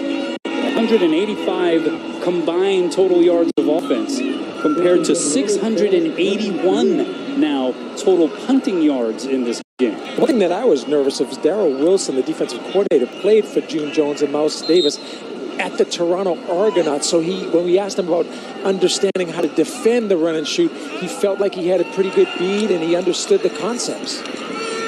That is going to be a nice screen pass to Jaden Sutton, and that is a first down. Just the second first down of this first half for Delaware State. And that is just the 9th first down overall in this game. So 9 first downs compared to 13 punts. Little middle screen. Adams. And running out of room, tries to chuck it down that sideline. And Seabo Brown was all over the scene. Seabo made a couple of big plays in the UNLV game last year, like Sunday type of plays in terms of speed, length, quickness. Doing a nice job covering on the outside. Mentioned a few injuries on the defensive side of the ball for Hawaii. Cornerback Verdell Edwards, unavailable, dealing with a foot injury. Also, from what we have been told, no Meki Pei. They are Elijah Palmer, also missing Elijah Palmer. That's a lot of people in the secondary, but there are numbers, and it's kind of a senior Latin type of secondary as well. A lot of experience back there, led by number 1, Peter Manuma.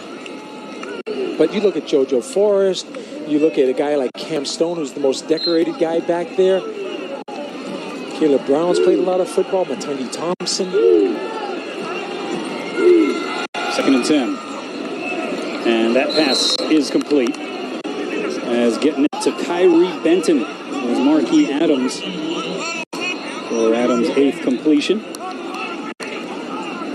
Benton from Baltimore, Maryland. No catches in 4 games last year. So 3rd and 5. Justin Sinclair on that coverage. Another guy that will play at the safety position. Under a minute and a half to play in the first half. And that pass is complete. What a throw there by Marquis Adams. He is starting to look a little more comfortable here as this game wears on. Christian Tate, the target on that play. And it all starts up front. Good protection up front. Nice clean pocket. The curl route. Finding that window of opportunity in the Hawaii secondary. And this is Adams keeping. And he is brought down by Jemai Otis. It looked like the quarterback on that particular one time that thing up looking downfield, and then tuck it and go. Adams was a 23 FCS football Central freshman All-American.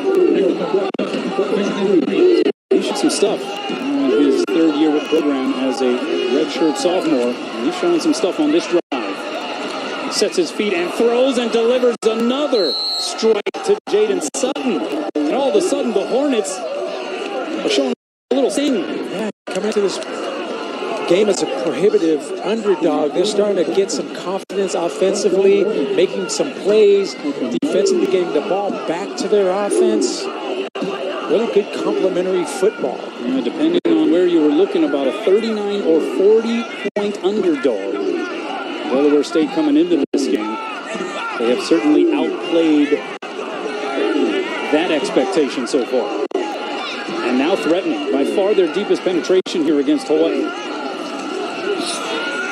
And they try to run the screen, but that one spiked. As they tried to set it up to Kyrie Benton. The old tunnel screen where the outside receiver comes inside. Number 2 and 3 receiver will block on the perimeter, and that thing's going to hit up the hash somewhat, but a little bit low in terms of the fastball.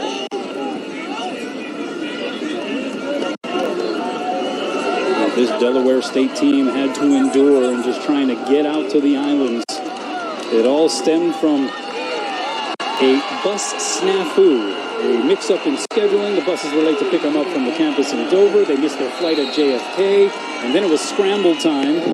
They had to come in about 3 or 4 different groups. And it was late Thursday by the time the entire team had made it to Honolulu. And so when you think about all of that and you think about missing out on what was supposed to be a Hawaiian island experience, that's part of it, right? For a program like this, many of these players coming out to Hawaii probably for the first time and maybe only time in their lives. So they had a luau scheduled. They were scheduled to visit and tour Pearl Harbor. They did not get an opportunity to do that. In fact, we were told 8 of the players that first got here in that first initial group, they got here in time to attend the luau's. Only about 8 of them got to enjoy it, but everyone else missed out on it. And that's part of it here. And not only that, but also just having to change and adjust to the time zone change and all of that stuff. This team has been up against it this week. Yeah, and there was 10 hours in a cell phone lot trying to book a hotel. There's 21 hours at JFK Airport. I mean, you're talking about credit cards that were maxed out, 3 different credit cards being used, trying to feed a party of 100, approximately 75 players, but the staff as well. I mean, that was a monster trip, as Coach Lee Ho explained. This would be a monster possession if Delaware State can get into the end zone. They run a screen. Again, it's Sutton. Sutton able to lean forward, and he gets close to that 10-yard line. Tripped up by Ezra Evi Malo, or else that's a touchdown. That's a well-designed play. Clock is continuing to tick. So 3rd and inches. Adams steps up. He is going to deke move and get to the end zone. Some razzle-dazzle. A marquee moment for Delaware State's offense as Marquis Adams is able to shake the defender and make his way to the house. 10 yards for 6. You said it. That's a marquee move in the open field. And that's a great tackler. And number 1, Peter Manuma. This is just straight one-on-one football. Look at that move. Look at that lateral quickness, vision, and it's to the hale. And this crowd right now collectively sitting in shock.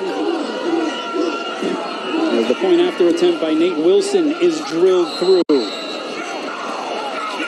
The expectation was high potency from this Hawaii run and shoot offense. We have not seen that. Meanwhile, all of a sudden the Hornets seem to have found their rhythm on offense. And Marquis Adams, what a highlight to get the first score on the board. Really is a completed field goal try. After the play, unsportsmanlike conduct, number 55 of the kick team. 15 yards will be assessed on the kickoff. So a penalty there against Delaware State. But you're right.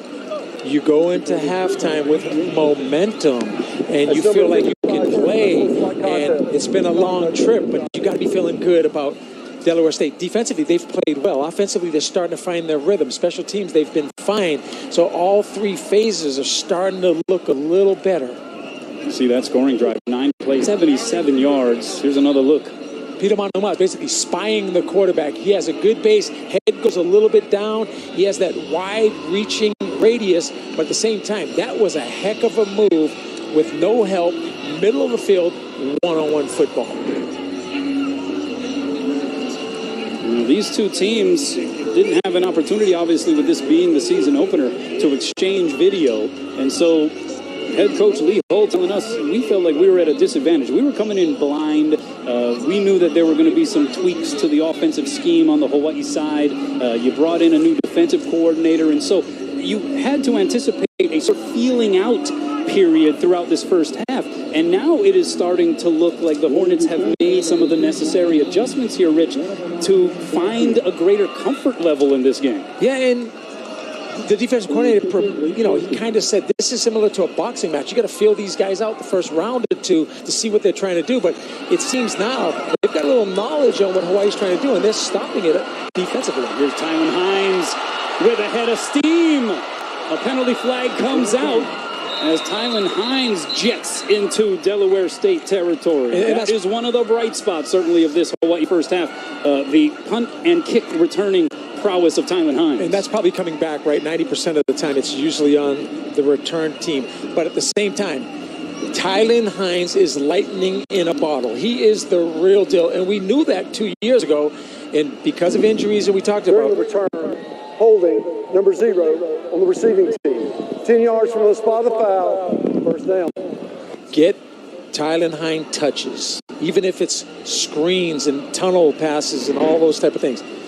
Watch right here. You're going to see right in the middle of your screen. And that's Elijah Robinson. Yeah, and again, head coach Timmy Chang allowing defensive ends to play on special teams. If you're a starter, you play on at least one special team. See the penalty numbers there. A biggie for Hawaii with now just 5 seconds, and they will take a knee, and they will take a 1-touchdown advantage into the halftime period. The Hornets feeling a bit uplifted as they exit the field towards their home fan section. Meanwhile, the Hawaii fans sitting in veritable silence. It's still a Rainbow Warrior lead, but it's a much closer ball game than people expected. Hey, I got the job. So I can go part-time. Yes! Some days bring new opportunities. First Hawaiian Bank can help you say yes to making the most of them.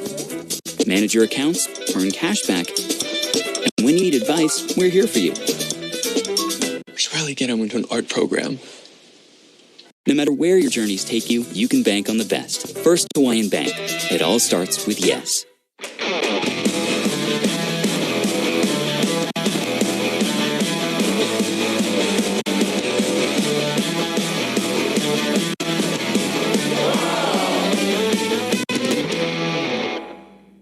You're watching Spectrum Sports, the home of University of Hawaii sports.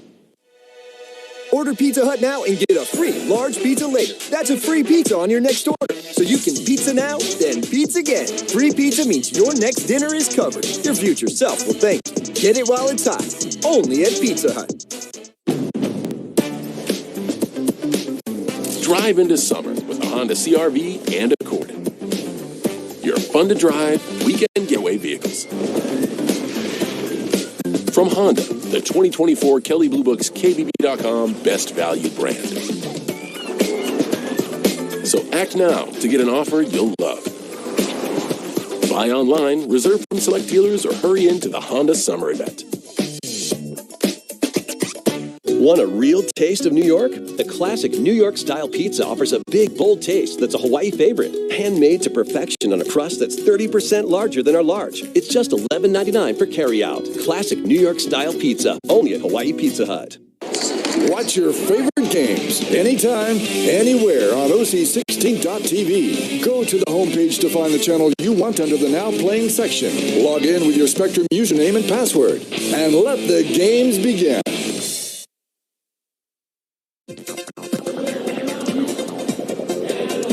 Aloha and welcome back to the Clarence T.C. Ching Athletics Complex in Manoa, where it is halftime.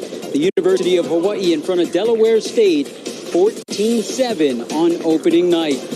How's it going, everybody? Rob DeMello, joined by Abu Ma'afala and Kavika Hallams. And guys, this is a game that the Rainbow Warriors entered as much as 39-point favorites in Vegas.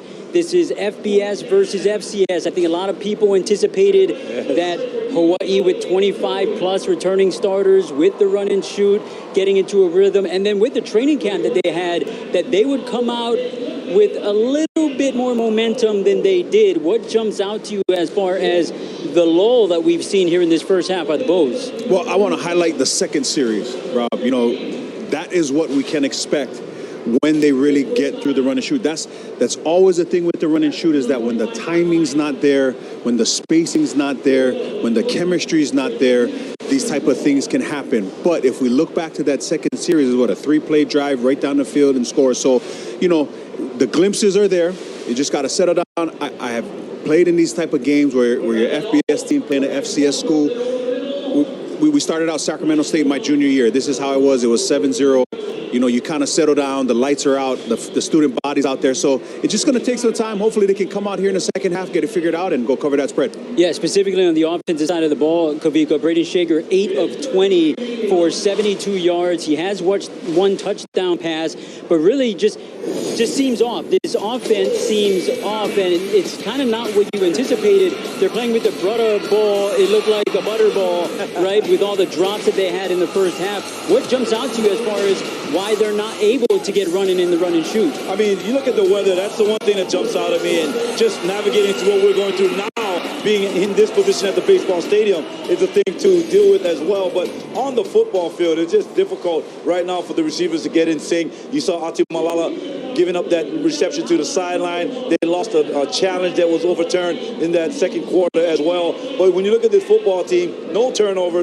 Yes, they had a sack late in that second quarter, but I like the way that that's one thing you love about football. You can't go on what you think that's going to happen on paper. Florida State loses to an unranked team. New Mexico lost today to Montana State. So these first game jitters are going to happen in week 0 for the University of Hawaii and for Delaware. So credit the way Delaware was able to come back in that second quarter. But as far as offensively, I'm not really surprised or worried at all as far as what the Warriors will be able to do in this third quarter. The adjustments will be made for sure. Just to paint a picture for those of you at home, the weather tonight is kind of trippy at the Clarence T.C. Ching Athletics Complex. Yes. There was a point in the second quarter where there was a sheet of rain on the 50-yard line. I was on the other end zone, and I was completely dry, and I'm looking across the field, and people are wet on the other side of the 50. The swirling winds. This is kind of a weird night here in Manoa, and when you talk about the run and shoot, it is all rhythm-based. It's all on timing. How much did that play a part, do you think? Oh, absolutely it does, right? I mean, knowing the spacing, right, and then having rain in your face the entire time, you're trying to calm your nerves down. It just adds on to something a little bit more. So, again, hopefully they can get into that locker room, kind of calm each other down, right, get away from the crowd a little bit. Because, again, I point back to that second series. They took the football. They were efficient. They went right down that football field and scored a touchdown. I know the fans want the run and shoot to be here now, but I promise you they're showing the glimpses that it can do what it needs to do. Kavika, are you surprised that there wasn't a little more running in the run and shoot, where you look at this team, 13 carries, 67 yards, Landon Sims leading the way on that, 5 carries for 45 yards out of him, especially with the weather conditions being how they are. Do you think that might be a second half adjustment for this team, is to run the rock a little bit? I mean, no question about it. And I think Hawaii has that advantage running the football. Whether you he gained 3 yards or 44 yards or 29 yards, as you saw Landon Sims, who, congratulations, winning a full ride scholarship, earning that every step of the way. But the Warriors are able to dominate up front. I think they'll be able to wear down Delaware State in this second half and really utilize that run game to free people and get guys in space. You heard Abu talk about it, getting their playmakers in space, getting the ball out quickly, and let them play that one-on-one football in the perimeter and even down that middle of the field. But it starts with that run game. I think they can be effective in the third quarter. Again, with all that being said, the Rainbow Warriors still lead in this football game 14-7 at halftime. We'll talk about some of the other units within this Rainbow team. Defense and special teams having solid outings. We got to take a break. We'll be right back after this. Aloha. One question we get is, what food goes well with a crisp Kona Light? Smoked ahi dip, kimchi fried rice, chicken katsu, lomi salmon, hamachi kama, kalua pig, fresh made bruschetta. Bruschetta. Brother, just say bread. Kona Light Blonde Ale from Kona Brewing, Hawaii. Shoyu ahi poke, spicy ahi poke. Oh, bro, getting hungry. Friday, Hawaii kicks off the season with a match against SMU in the Hawaiian Airlines Wahine Volleyball Classic. Rainbow Wahine Volleyball on OC16, exclusively on Spectrum. You're watching Spectrum Sports. Heisha Hawaii is a third-generation, family-owned company whose ties to the islands date back to World War II. We offer the broadest scope of ocean transportation services between Hawaii and the mainland. And we take pride in supporting our local businesses and communities where we live and work. For our Heisha Hawaii Ohana, serving Hawaii is our business. This summer, it's time to get away with super hot deals on your favorite Hyundai models. All backed by America's best warranty. Plus 3 years or 36,000 miles of complimentary maintenance. Add more joy to your journey at the Hyundai Getaway Sales Event.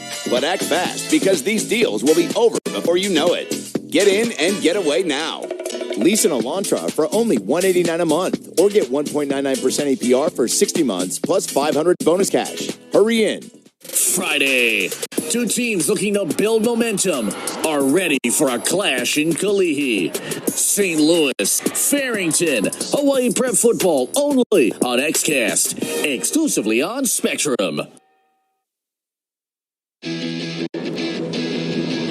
Welcome back to Manoa on a wet and windy night here at the Clarence T.C. Ching Athletics Complex. The University of Hawaii leading Delaware State 14-7 at halftime on opening night. All right, we talked about the offensive inefficiencies for the Rainbow Warriors here in the first half, but with that 14-7 lead, what is keeping them in the game is the play of the defense under defensive coordinator Dennis Thurman. Jemai Otis, the leading tackler, with 6, Cam Stone with 4.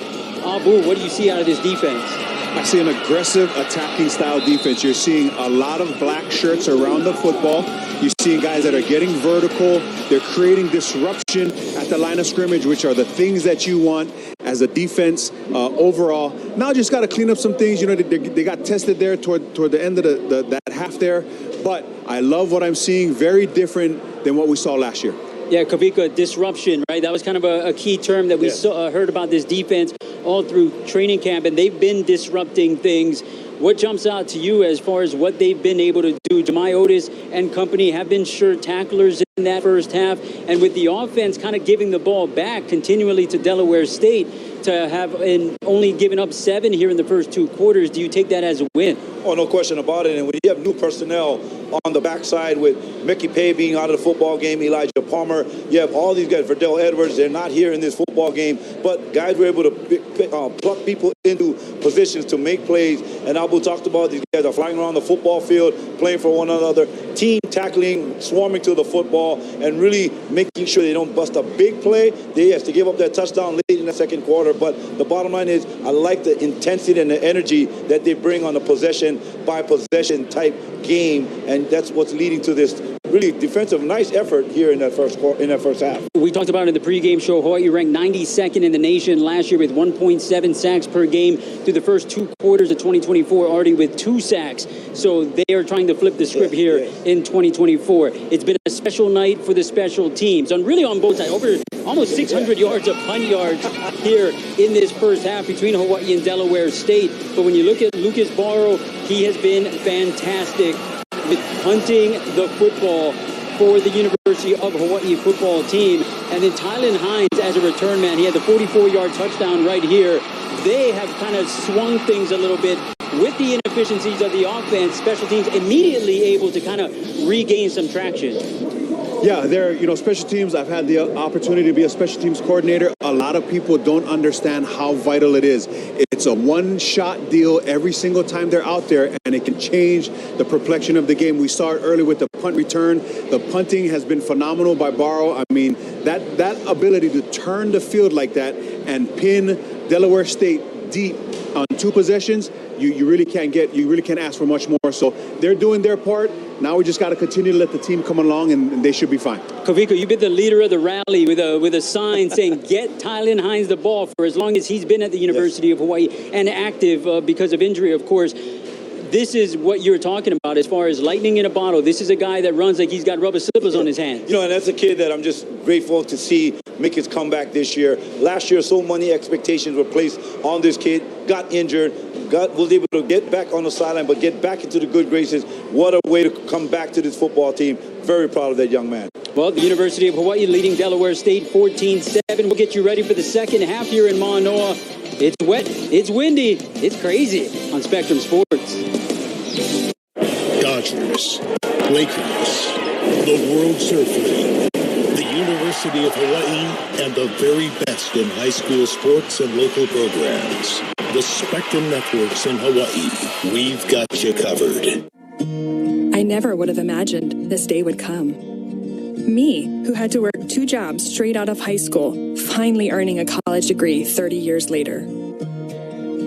But thanks to Bank of Hawaii's College Assistance Program with Chaminade University and years of studying, I became the first person in my family to graduate college.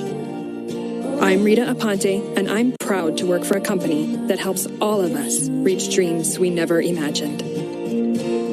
Velocity Honolulu invites you to shop the largest variety of luxury and performance vehicles in Hawaii with the latest new and certified pre-owned models from Audi, Land Rover, Jaguar, Genesis, Lincoln, Maserati, and many more. Or just visit us and enjoy the award-winning MW Restaurant, the Artisan Cafe, and a host of other shopping amenities. From sales to service, Velocity Honolulu is truly the ultimate shopping experience for all your vehicle needs. Come experience Velocity Honolulu today. It's that time of year again. Have you gotten your yearly vaccinations? Long's Drugs wants to turn cold and flu season into vaccination season. Vaccines are an effective way to avoid getting common illnesses and help reduce your symptoms if you do get sick. Check with your Longs today for vaccination availability and schedule an appointment. Vaccination season may be upon us, but luckily your Longs has everything you need. Make Longs a part of your day. At Spectrum News, we're striving to help inform the community, providing the latest news from journalists right here in Hawaii. The local sports you love and the local news and weather that matter most to you. Download the Spectrum News app exclusively for Spectrum customers. Your community connection.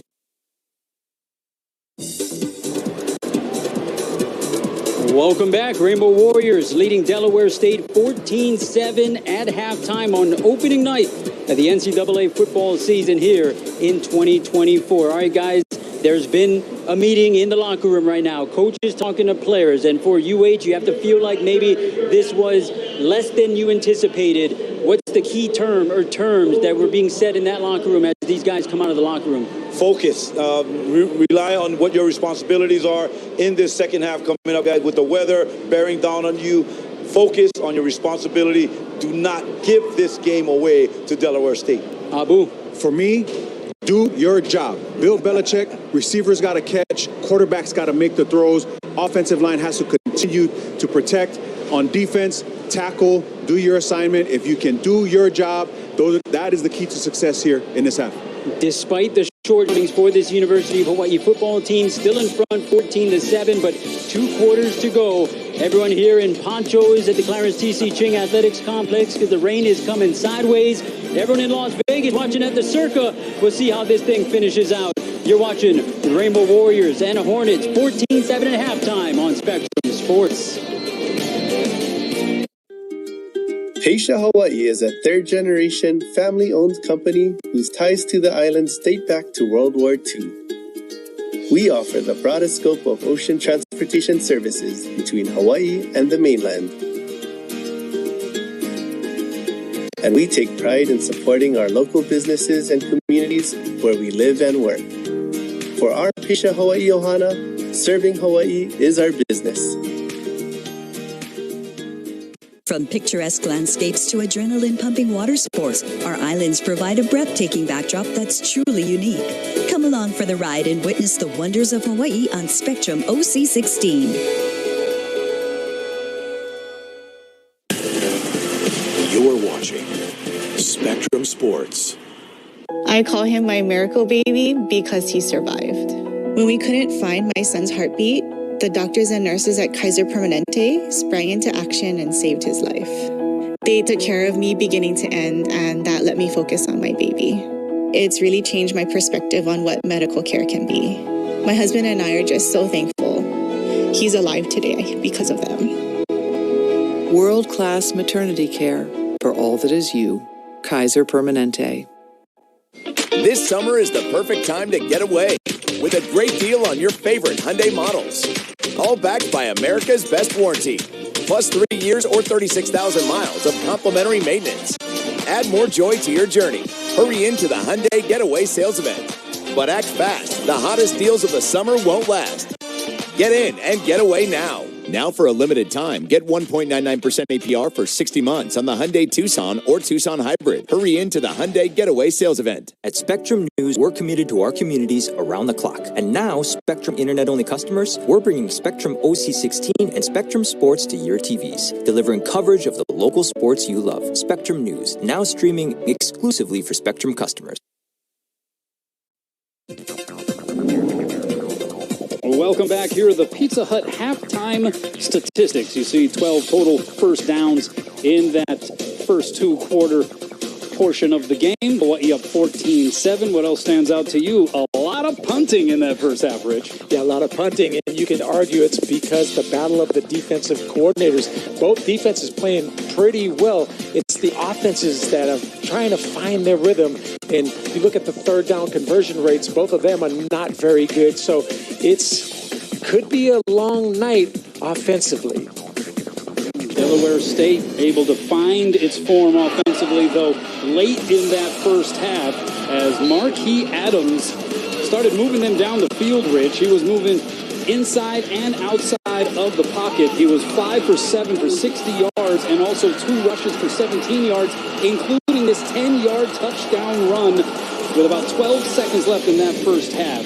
Marquis Adams carrying the load as the Hornets make this a ball game. Yeah, he's definitely a dual threat, right? You saw the ability to throw the football, and some of that is protection. There were some clean pockets, but when it's time to move, he moves. He extends plays. He keeps his eyes downfield, but he's capable of beating the best of Hawaii tacklers in the open field for a highlight type of touchdown. All right, well, we welcome you back to Clarence T.C. Ching Athletic Complex. Next to Rich Miano, I'm Kanoa Leahy. What do you think Timmy Chang was trying to tell his guys during that halftime intermission? Well, Timmy's an offensive head coach, obviously, and he's responsible for this iteration of the run and shoot. So between him and Dan Morrison, Braden Shager, the receivers, I'm sure Derek Favre with the protection, this was not a crisp edition of run and shoot football. So they have to get back to basics. They have to protect better. They have to continually to work on route concepts. They have to catch the football. And again, Braden has made some poor throws as well. This is a much better offense than what we've seen this first half. Well, a third member of our broadcast crew down on the field, Scott Robbs, actually had a chance to talk with Coach Chang. Scott, what did he say? Well, you could tell he was a bit frustrated, obviously, by that opening half. He said way too many mistakes by his team. I said, what's the key in the second half? He said, we just need to calm down and execute. If we execute, we'll be okay. We'll see how that goes in the second half, guys. Sounds simple enough. However, it will be Delaware State receiving. Remember, they won the coin toss and deferred at the start of the game. So they get to score at the end of the first half. They get the ball here at the beginning of the second half. And it sets up for the Hornets, although the wind has picked up considerably. Some gusty winds that will be working against Delaware State here in this third quarter. And you've also had some rain that has started to pelt the field here at Clarence T.C. Ching Athletic Complex once again. Yeah, and part of that reason for the battle of the punters is battle of the defensive coordinators, right?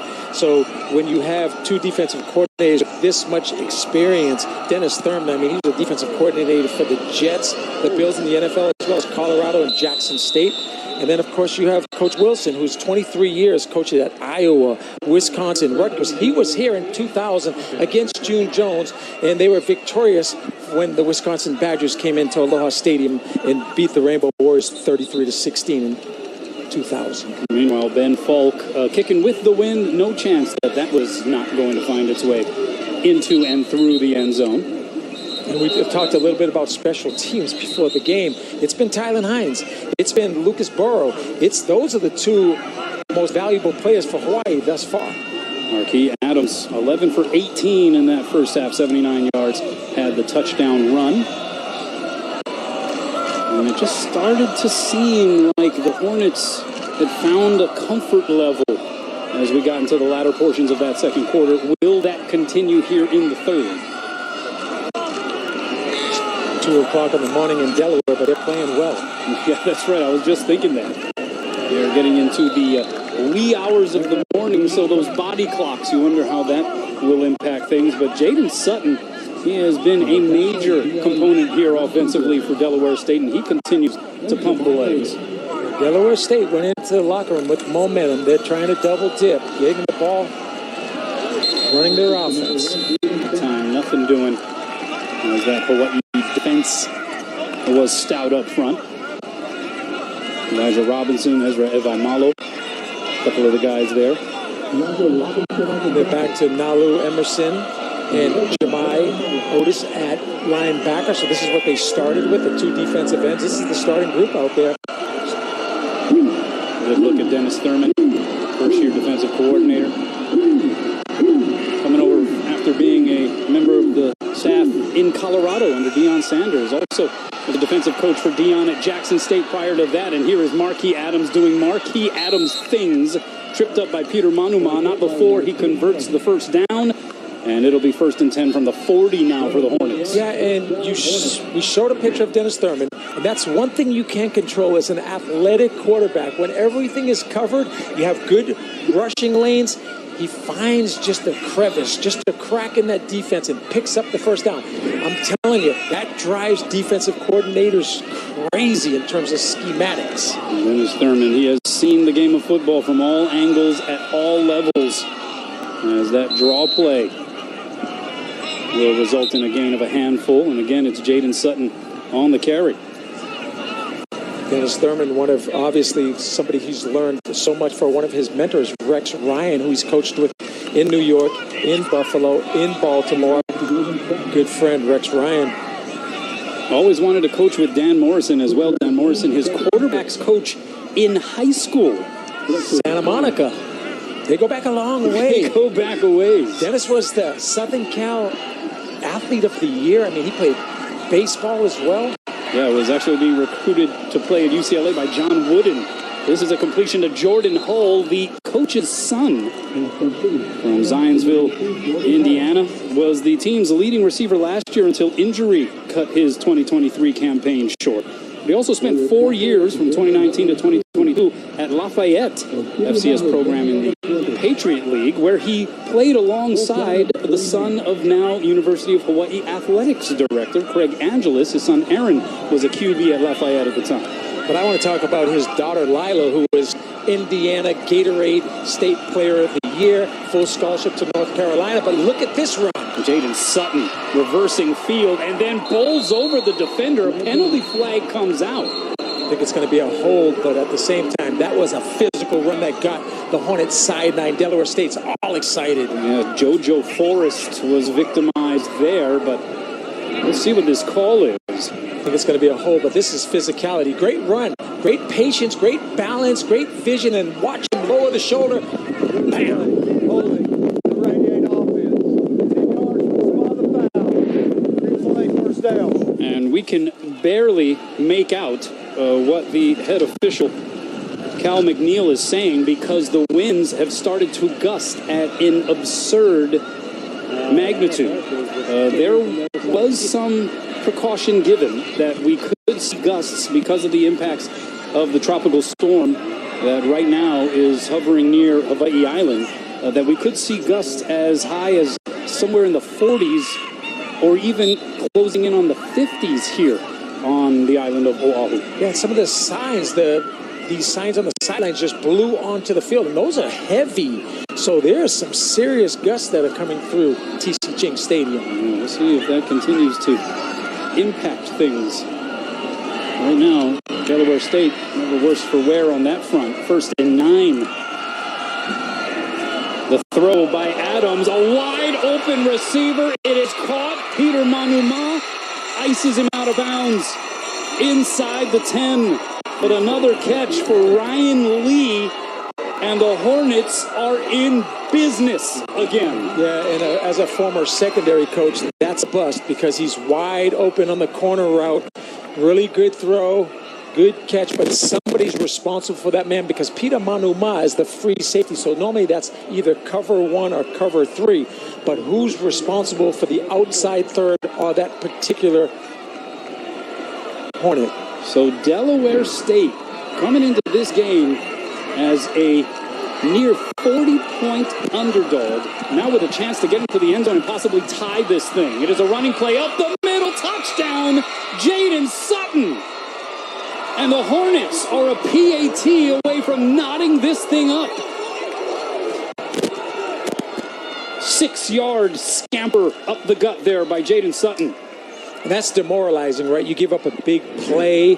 It's been a consistent drive, but then letting the ball in that inside zone type of play go for 6.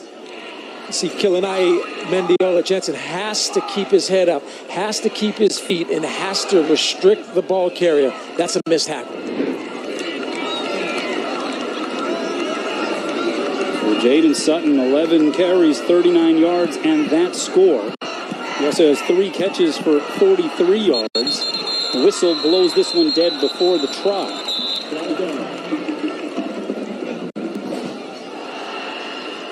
Sutton, who is in his 6th year of college football. False start, number 90, offense. 5-yard penalty. We'll retry from the 8. And he was also a member of the Lafayette football program, was a former teammate of Jordan Hall. We mentioned Aaron Angelis, the son of the UHAD. So Sutton has been in the college game for some time. 6'1", 218. Good size, good ability. PAT backed up a tad, but right down the middle for Nate Wilson. And look at this score. It is 14-all here in Manoa. Week 0. Fitting. Timeout on the field. To be a tight one.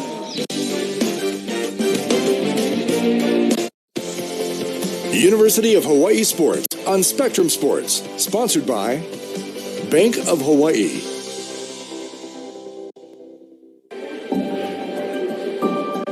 My treat.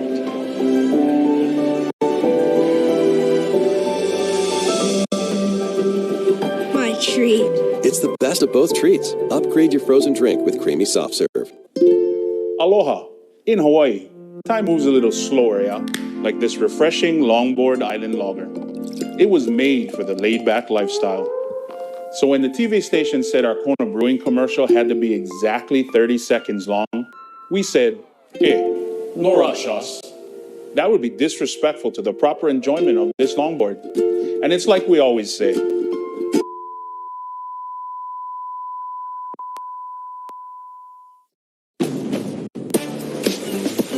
Drive into summer with a new Honda.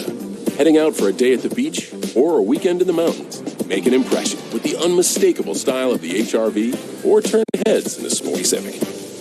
And when you drive a Honda, you're driving with the 2024 Kelley Blue Book's KBB.com Best Value brand. So act now to get an offer you'll love. Buy online, reserve from select dealers, or hurry into the Honda Summer Event. This is your reminder to thank the friend who gets McDonald's breakfast for the group while everyone else sleeps in. What makes any breakfast platter even better? Adding any size premium roast coffee for just $1.49.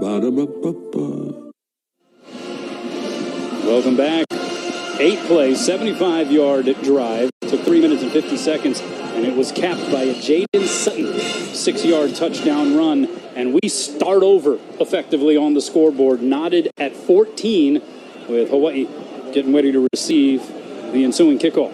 Yeah, and as we talked coming out of the halftime, the defense was playing fairly well, but that was demoralizing. And once in a while, you would give up a big play, but to be run upon, to be out physical, and that's a great sign for Delaware State as they continue to get confidence and get swagger, and that's a scary thought. And a re-tee as the ball gets blown and tilted over. It gives us time to give a big shout out to Derek Stevens and everybody watching at the Circa Hotel and Resort Sportsbook. They are now establishing themselves as the place to be to watch this last college football game of a Saturday. The little pooch kick. And Hawaii was fortunate to be able to fall on top of it. It was Cam Barfield who just got there before a wave of Hornets turned something that was innocuous in nature into a disaster. Yeah, because after 10 yards, we all know that ball is live, and that was what they call a pooch kick. It landed, or a mortar type of kick, and it landed in a great spot. Hawaii has to get on that football in more of a sense of urgency. So here we go. Hawaii offense back out onto the field. Braden Shager, 8 for 20 in that first half. For 72 yards and a touchdown. He was 4 for 6 to start, and then 4 for his last 14. Completes it here. This is Ashlock. And he gets upended. Play by Amir Anderson on defense. 6'3", 200-pound senior safety. Go back to the quick game. Go back to the bread and butter. Go back to the switch, the choice, the go route, the staples in the run and shoot. Get the ball in the hands of number 5. He's another one that needs to be on some type of touch count. He needs to touch the football. 2 catches now for Ashlock. Shager looking to throw. And that one is on a rope to Tamatoa Mokiao. Atimalala has a touchdown catch already on his stat line. Campbell High School product, who is cousins with former Rainbow Warrior Ross Dickerson. Oh, and also has something by the name of Tua Tagovailoa, able to make the catch there. Yeah, watch how Tamatoa throttles down in the zone on that trips concept. That's run and shoot type of passing game. Shager, this time a little QB draw action. Got to have trudge up the middle. Mario Goings putting an end to that play. You need that in the arsenal. The quarterback has to become that 11th man that you have to defend against. I'm telling you, UCLA, as they watch this film, if you don't have quarterback runs, if you don't have him involved in that game, then the D linemen just tee off. It's so much tougher on the protection. Get the quarterback involved in the running game. He's big, he's strong, and he's faster than people think. Second and 4.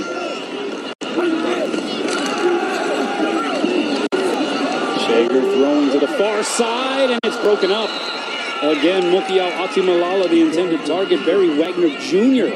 was there to get away. Yeah, that's that outside vertical stretch, right, where that number 2 receiver runs the corner, and that's a tough route to defend. You got inside leverage, but you're going to see right there, the left hand, while securing the tackle with the right hand. Great PBU. That's phenomenal man coverage. 3rd and 4.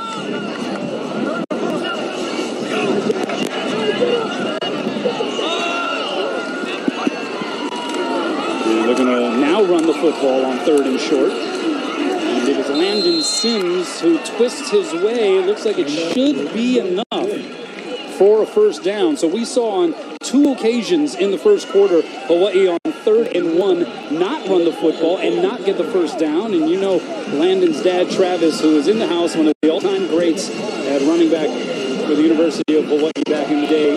He is here, and he is stoked to see his now scholarship kid making the play. Yeah, and you know what? No matter what shape you're in financially as a parent, and Travis has done extremely well from Gig Harbor, Washington, it's important from a status standpoint, just getting a scholarship is a huge part of being a college football player. Shager hit as he throws, and it's a little tall for the target, and Shager hits the turf.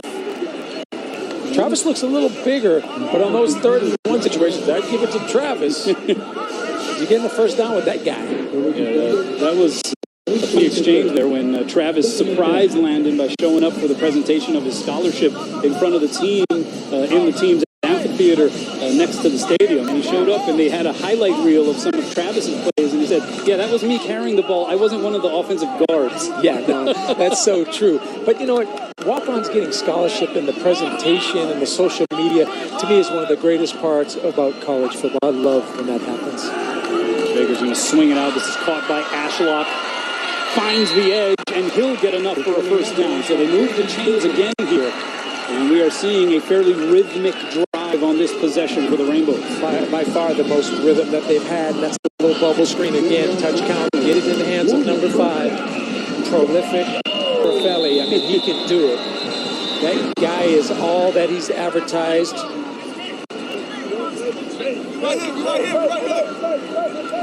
And he's paying homage, as you mentioned, to Coach Brennan.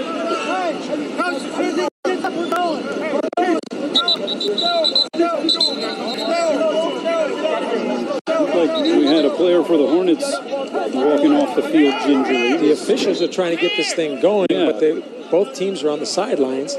But here's a good job of catching the ball, getting what you can, and being unscathed as he runs out of bounds. Like Christian Garrett was the one who was trying to make his way off the field there. But yeah, no timeout, although it looked like the teams were respectively huddling. But here we go. Late sub there on the Delaware State side.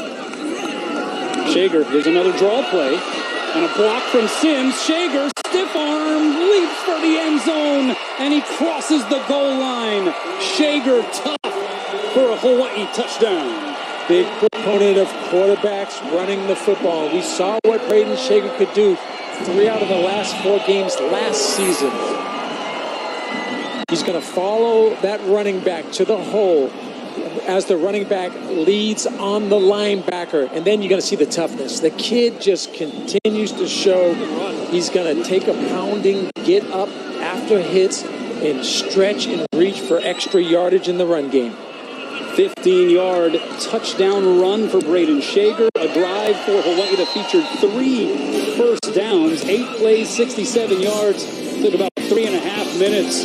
And Braden, a little flex for the crowd. Hawaii back up a score. Everyone has something or someone they're saving for. From saving for your future college graduate to a down payment on your first home. Whatever you're saving for, Bank of Hawaii is here to help.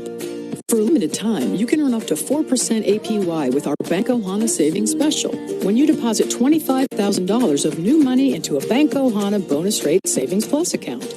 So trust your savings to one of America's most trusted companies, Bank of Hawaii. Peisha Hawaii is a 3rd-generation, family-owned company whose ties to the islands date back to World War II. We offer the broadest scope of ocean transportation services between Hawaii and the mainland. And we take pride in supporting our local businesses and communities where we live and work. For our Peisha Hawaii Ohana, serving Hawaii is our business.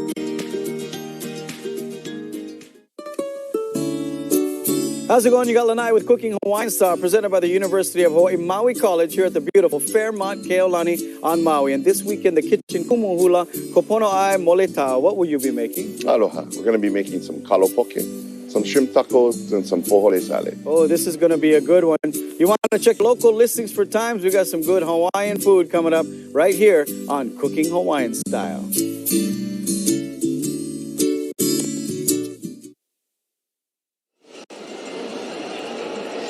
You're going to see a great drive. You're going to see a couple of heroic plays. Braden Shager right now, watch this. Watch the block by number 30, Landon Sims. He's a 3-tool type of back. He can run, he can block, and he can catch the ball. really good job right now. Watch the toughness of 13. At 6'3", 220 pounds, he lowers the shoulder, reaches and stretches for the goal line. And again, availability, durability, toughness, swagger. 13 needs confidence, and that's what that drive, I think, did for the Hawaii Rainbow Warriors offense. And Landon Sims, one of the first to congratulate Braden Shager on that 15-yard touchdown run. Shager was 3 for 5 for 42 yards on that drive and also rushed the ball twice for 21 yards. Braden Shager, remember, a guy who actually entered the transfer portal in the offseason only to change his mind and return back to this Hawaii program. Perhaps took a little bit of time to once again earn some of the affection and trust from his teammates. But as you know, Rich, there are a lot of people in this day and age of college football with the NIL money that's out there in the ether.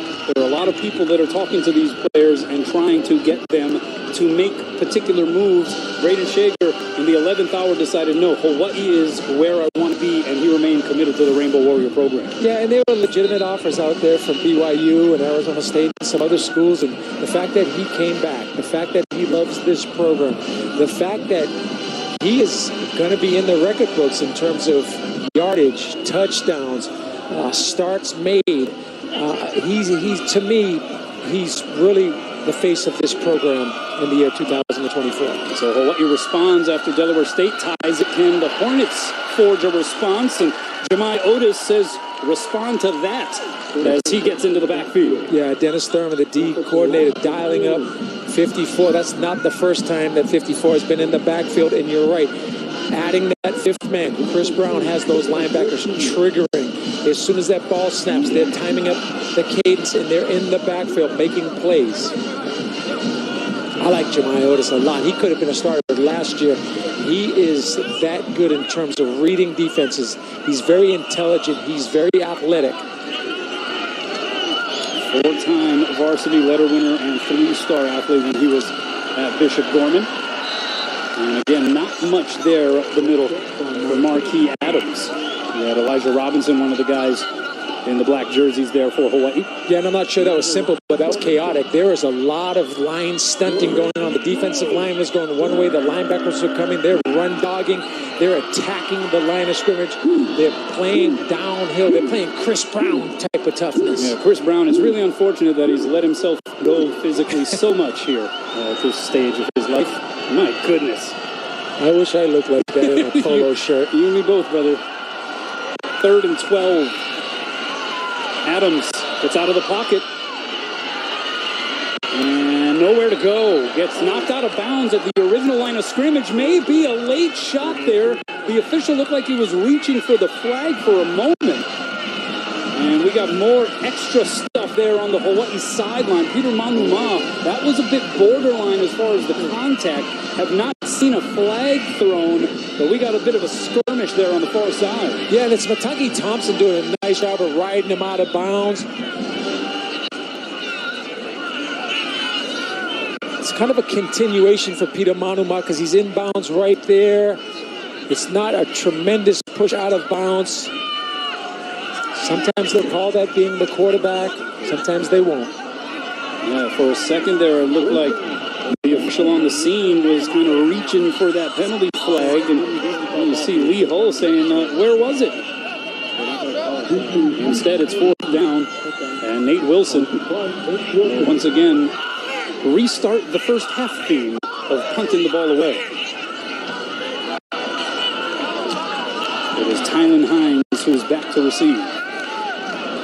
Standing on the Hawaii 40. You got to think they're going to kick it away from number 2, Tylen Hines. 8th punt of the game for Wilson. And they do exactly that, Rich. He kicks it towards the sideline. It goes out of bounds near the 45. I think UCLA may kick it away from number 2 next week. That's how good he is as a return. So 5:58 remaining here in the third quarter. Hawaii's offense due up when we return. Heart pumping, muscles extending. Every body is a miracle. And though we share so much, everybody is unique. What's your passion? Hold on to it. we're here to help.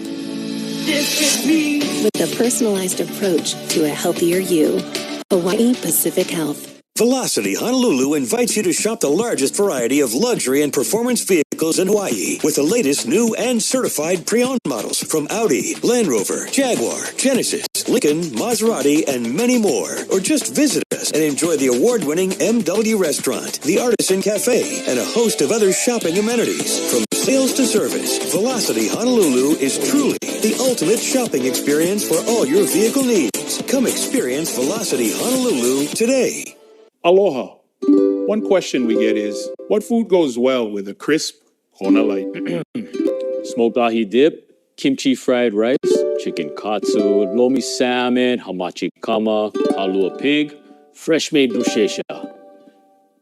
Bruschetta. Brother, just say bread. Kona Light Blonde Ale from Kona Brewing, Hawaii.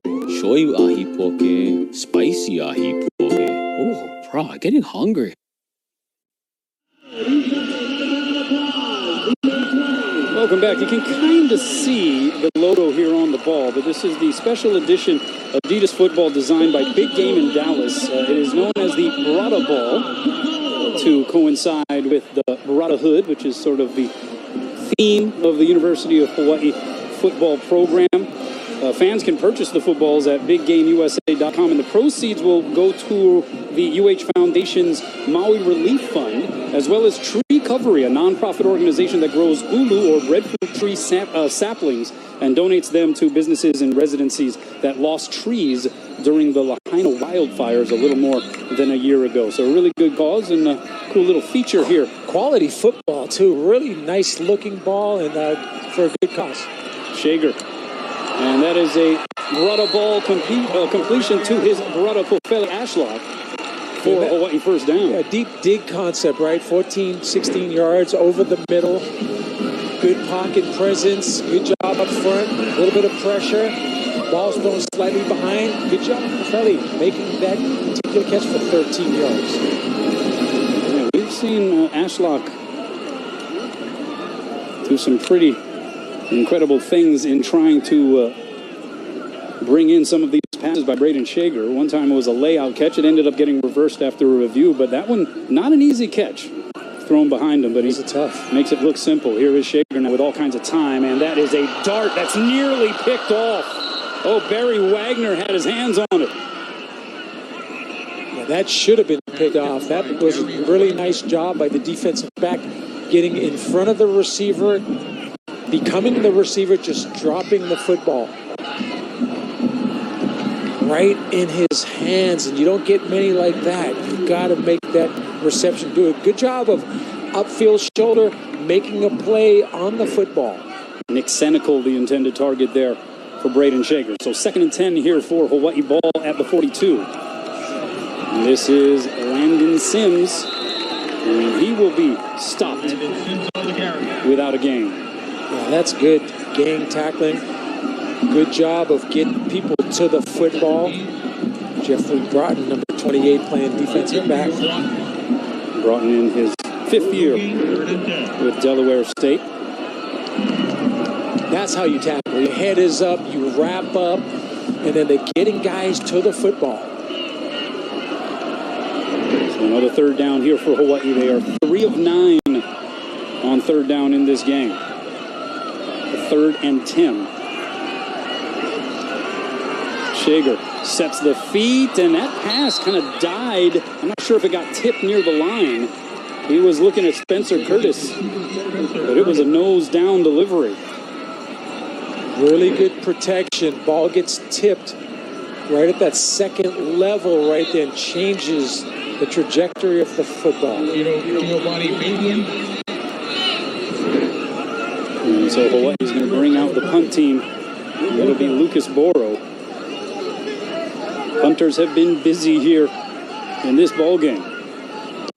This will be Boro's 7th punt attempt. Averaging almost 45 yards per punt, but they got to snap it. They just get it off. And this one will hit the turf at the 16. Look at the bounce, and he does it again, Rich. Carson Papunu down there, downing the football. It could have been all the way to the 2-yard line, but doing a good job of not getting greedy and downing that inside the 10. You get down there, you become a shortstop, you bend your knees, you catch the football, and it's the official. That's special teams play at the highest level. Quite the introduction here to the Hawaii fans for punter Lucas Boro. Spent the last 4 years at Ball State. Had a career average of 41.3 with a long of 65. Was an all-MAC third-teamer last year. We've had Matt McBriar. We've had all kinds of great punters. I mentioned Scott Harding from Australia. And nice play there off the edge by Elijah Robinson. Robinson in his 7th year of college football. 25 tackles and 3 sacks in 12 games last year. Spent 3 years at East Carolina before matriculating to Manoa. Also played 2 years prior at Lewisburg College in North Carolina. And where's number 0? You got to be good if you get that new number in college football. 2nd and 6. This is Jaden Jenkins, part of the Jaden and Jaden backfield here for Delaware State. Jaden Sutton and Jaden Jenkins. You know, and this is the first game of the season. Right? You got new coaches, you got new players, you got players wearing new numbers. I mean, there's a lot of newness to college football. There's no preseason games, no scrimmaging. This is when the lights go on. You find out who can play. That's why college football is such an exciting sport, especially week 0. You add in some of the windy and rainy conditions that we're experiencing now, and it is most definitely a gut check. They try to form the screen, and he gets it to Jenkins. Beautiful play by Adams in just showing the patience and the poise to let it develop, and Jaden Jenkins did the rest. Yeah, and there was a dog coming. There was a blitz coming in.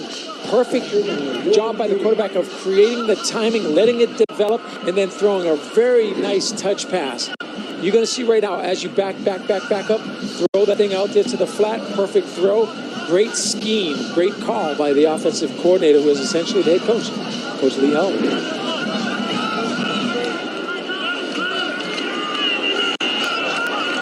Ball at the 24, 1st and 10. Adams over the middle, and that connects. So Marquis Adams, now 15 of 22 passing. That one complete to Jordan Hull. Sometimes you see Dennis Thurman with some simulated pressure. Sometimes he's bringing it. You're not going to show too much in week 0, but at the same time, Hawaii has to make plays defensively to get the ball back to the offense. Dennis Thurman told us when we spoke with him yesterday, you know, this is going to be a bit of an evaluation process for me as a defensive coordinator as well. This will be the first time I get to see this unit in a true game situation. And that is going to be a TFL. Wyndon Ho'ohuli. Along with Jemai Otis, along with a couple of other Rainbow Warriors, but that is what you call doing your job. You're 111th. He's the defensive end. He gets upfield, keeps the outside shoulder. You're going to see number 12 attack the line of scrimmage, use his hands, get off the block. Along with Jemai Otis, who is just a downhill, north and south type of linebacker. That's great defense. There's Jackie Johnson showing up to the party. And so now a 3rd and 8 situation here for the Hornets. Adams hit as he throws, incomplete. And we have a penalty flag on the play. Well, Marcus showing some grit. He is in that pocket about as long as humanly possible. He's letting the play develop. There's some stunting going on in front of him. There's inside push. There's no foul for offensive pass interference. The ball was tipped at the line of scrimmage. 4th down. All right, so that brings up a 4th down, and a phrase we have said perhaps more than any other here this evening. Nate Wilson to punt it away. If you like special teams, if you like hidden yardage, if you like punting, you will like this football game. There's been a lot of punting going on. Alan Hines once again back to receive. Why's almost blocked a couple. And again, fairly close. Here's Hines. with a chance to return, still on his feet. Hines trying to twist his way to midfield, gets into Delaware State territory, finally upended at the Hornets 45. That type of effort, that type of ability will lead to the offense, hopefully, of taking that swagger out to the field and then obviously execute it. Because watch this guy's diminutive, but watch his leg strength, watch the power, breaking tackles, spinning, turning, churning, and getting extra yards. 22 yards on that particular return. Tylen Hines, to me, is the player of the game thus far, and hopefully that's going to show the offense what they're capable of. Mental fortitude. Part of a pretty prominent Texas connection on this Hawaii roster, particularly on offense. You also have Pofele Ashlock and quarterback Braden Shager carrying the rock here, all hailing from the Lone Star State. Yeah, those, you mentioned Dan Morrison being in Texas and working out with Shager in terms of there and in Hawaii. Same thing with Tylen Hines, was at many of those workouts, and everybody thought Tylen Hines would be a slot receiver. He's moved to the X or the Z outside receiver. But as a return guy, he's a natural. Out of Plano Senior High School, Tylen Hines. Moving from running back to slot receiver here this season. We haven't seen him much in the passing game, as this pass is complete to Senecal. His knee was on the ground when he pulled it in, so it'll be down to right there. Nick Senecal, the maturation, production, Montreal, Canada. He played last year, played well, and he has big-time potential. So third quarter in the books, and it is a much tighter contest than what some were anticipating. A one-touchdown advantage for the Rainbow Warriors in week 0.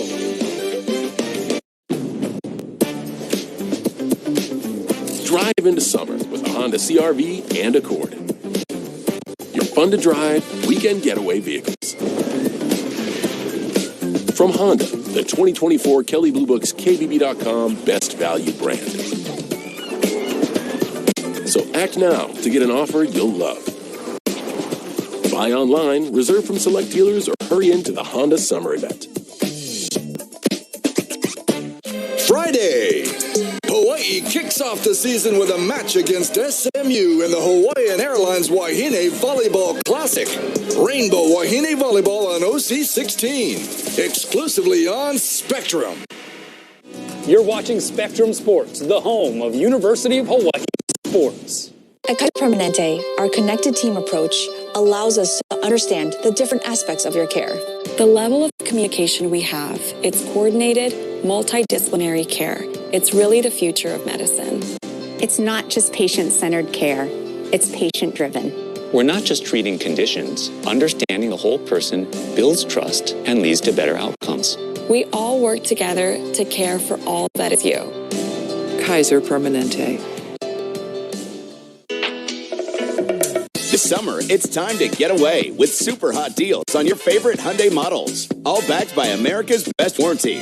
Plus 3 years or 36,000 miles of complimentary maintenance. Add more joy to your journey at the Hyundai Getaway Sales Event. But act fast, because these deals will be over before you know it. Get in and get away now. Lease an Elantra for only $189 a month, or get 1.99% APR for 60 months plus $500 bonus cash. Hurry in. Friday, two teams looking to build momentum are ready for a clash in Kalihi. St. Louis, Farrington, Hawaii Prep football only on XCast, exclusively on Spectrum. Here's a look at some of the fans here at Clarence T.C. Ching Athletic Complex 2024, marking the 4th year that Hawaii will play its home games in this facility. They are 11-9 all-time here, of course, prompted by the stadium situation with Aloha Stadium. Of course, we are awaiting perhaps a few years from now the building of a new Aloha Stadium, but we'll take in the action with Bob Marley playing over the speaker system in honor of the late Cole Brennan. And here is a replay. The officials actually reviewing this. It was the Nick Senecal catch, and they wanted to review to make sure his knee was indeed down. And they did confirm that that was the case. They switch sides now, and on third and very short, Delaware State saying that they didn't get it.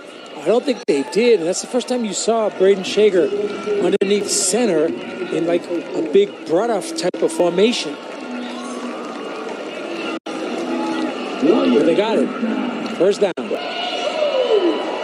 Aloha Stadium, of course, condemned in late 2020. It still stands, but we are awaiting the process for perhaps the initiation of the tearing down of that facility and the building of a new Aloha Stadium, as that pass is complete to Spencer Curtis. But a good touch here, certainly a much more intimate set of surroundings in Manoa at Clarence D.C. Ching Athletic Complex, but a great touch in honoring Cole Brennan, who was known to have a great affinity for Bob Marley, and it is certainly a time between the third and fourth quarters when this crowd can kind of band together, and right now they're trying to urge the home team on. 2nd and 4 here for the Rainbow Warriors. Shager looking deep. It is caught. Touchdown. Dakel Crowdis. A little double move, out and up type of pass pattern.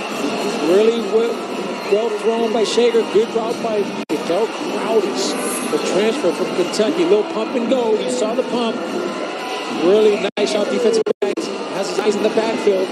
Crowdis, a great route runner. Watch the little pump right here. You didn't get a chance to see it in that angle, but that was really well orchestrated. His first career touchdown as a Rainbow Warrior.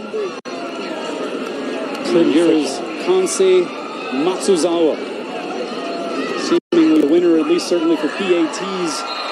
That competition at place kicker, he boots it through. And Hawaii and its fans here tonight feeling a little bit more secure. Up now 2 scores in the 4th.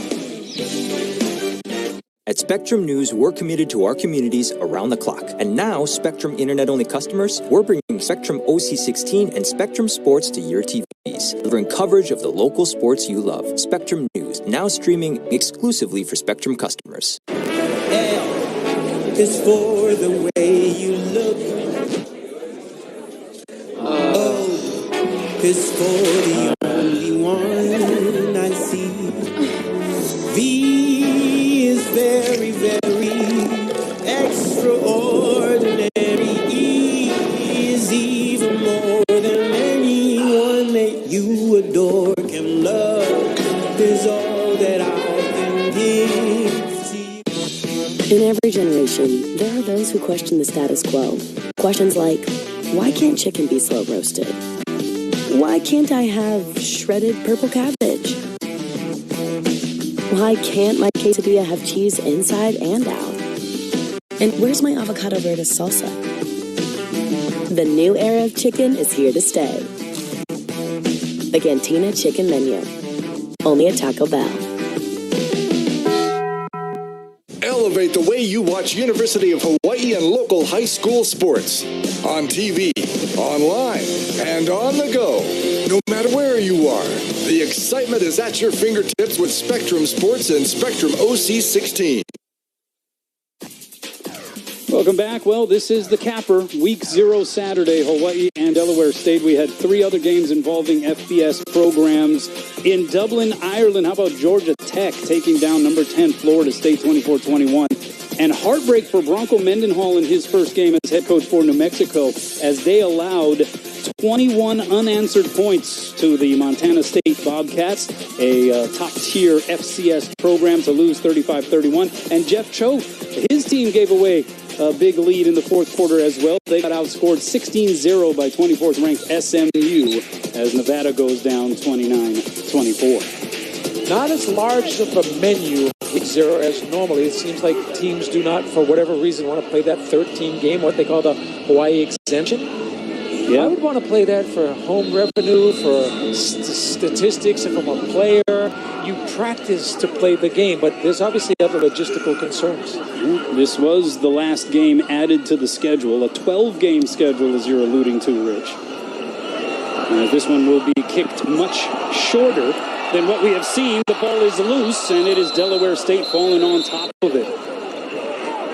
Again, now Hawaii kicking into the gusty wind, and we saw the effects of it right there. Yeah, and you see different schemes going into that wind, and those kicks sometimes can be very fortuitous in terms of how they bounce. The ball doesn't bounce the same way every time, and Hawaii almost recovers that. And I know special teams coordinator, they're always working on that. They're always working on ways to get the ball back to your offense. So this was the last game added for this 2024 schedule for Hawaii. Allowed to play 13 games, only a 12-game schedule, and also the second FCS opponent that was added to the schedule. They'll also play at home against Northern Iowa September 21st. UCLA coming to town for its season opener next week. That play action pass falls incomplete, and that's going to be on the big CBS network. It's going to be on the top tier network, and it will be a 1:30 p.m. start time here in the island. So it is, depending obviously on some of the weather systems on the periphery here and in the area, it could be terribly hot. It will be hot. It'll be interesting if the Rainbow Warriors will wear their black uniforms. And also, it's going to be huge because you mentioned national TV audience. That doesn't happen a lot for the University of Hawaii football team. And UCLA with a new head coach. They also have Brian Norwood, associate head coach, former Rainbow Warrior, and Kaika Malloy, formerly who coached here. So a lot of Hawaiian flavor. Adams throwing it out of bounds. So Delaware State looked like they had a bit of a shot of adrenaline towards the end of that first half, that late score. Then they got the ball back to start the second half. They tie the game up at 14. And I think if you are to extract some positivity out of what has transpired so far in this game, still over 13 minutes remaining, is that was a proverbial punch in the mouth for this Hawaii team. And in a game where maybe they weren't expecting to have to engage in high leverage plays and moments, they have had to, and they have responded here in the last two possessions. They have, and I think offensive coordinator, the passing game coordinator, Dan Morrison, has simplified the reads to Shager, and defense is playing inspired. And, again, it's complementary football. It's feeding off each other. Penalty flag out on the play as Marquis Adams tries to ad-lib once again.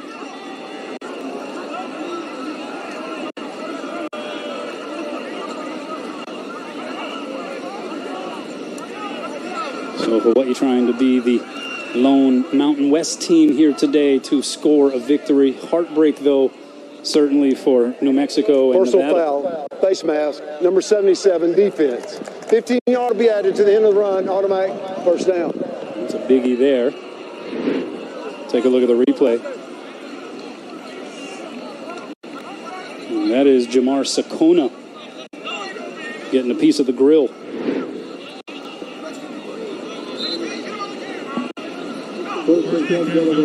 Jeff Reinbold, the defensive line coach, substituting 6 defensive tackles in 3 waves of 2 each. A lot of guys getting a lot of work, including Anthony Sagapolu-Telly. 13 minutes to play. They hand off, and how about that? Somehow the pass got through. Trying to jump that route was Justin Sinclair, and he almost had a pick six. He did. The bubble screen, he jumped it. He read the 3-step. He read the quick game, and he almost came down with that football. That was about as good as a reaction from a very good football player you'll see in that quick passing game. Justin Sinclair, the 5'10 senior from East Palo Alto, California. Transfer a couple years back from College of San Mateo. He was the 4th-ranked JUCO safety nationally by 24/7 Sports. 2nd and 13. Adams trying to get loose. Throws a wobbler that gets home, and it's Sinclair again on the scene to take down Jordan Hull. And we have a penalty flag. We might be talking about the line of scrimmage here. 60. Holding, number 55, offense. 10 yards from the previous spot. Replay, second down. And things starting to get a little sloppier here at this juncture from a penalty vantage point.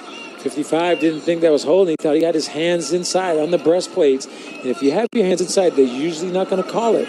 Justice Johnson, one of 2 transfers on that offensive line. He's a grad transfer from Virginia. Antonio Williams who was a starter at left tackle, transfer from Wagner, where he was a three-time Northeast Conference selection. And so Lee Hull feels good about this group that he's put together and thinks that they may be in position, coming off of a woeful season a year ago where they won just one game, that they may be in position to take a positive step or two. Second and 23 now. And trying to dump it down to Sutton was Adams, and all of a sudden things are coming off the rails here for Delaware State. Yeah, you got to take something off that one a little bit, and struggling to find a rhythm offensively. A little fake right there, play action. Running back's going to turn around, and again, a little bit hot, a little bit quick. Again, they were looking to get out here Tuesday. The travel issues forced a lot of the players to come in later. You wonder about the adjustment. It's closing in on 3 a.m. They have every excuse in the book, but as Lee Hull said, they handled it very well.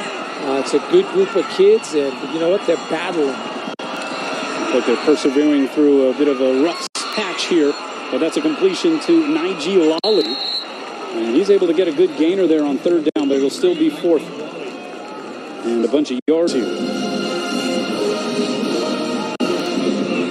Fourth and about 7, and so that'll force the punt team to come back out. Screen game, a big part of the Hornets' offense. A lot of different types of screens, quick game. The rain continues to come down more significantly here.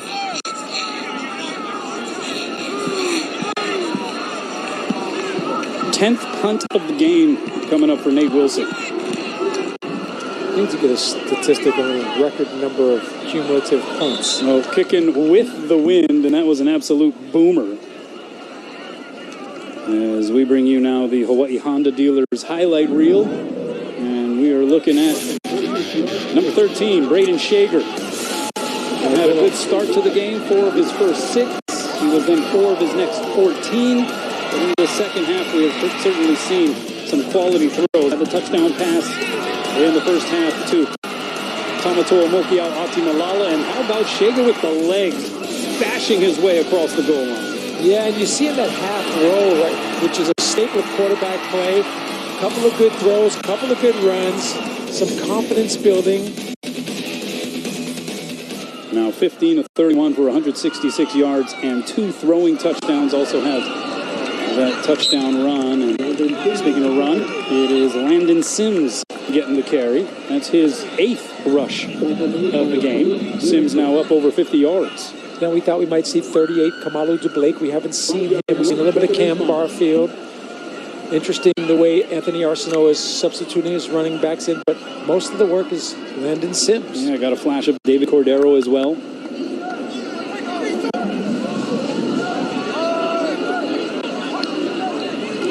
And here is Sims again.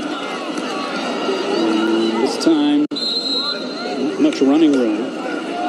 It's a little different, right? The counter OT with the guard and the tackle pull.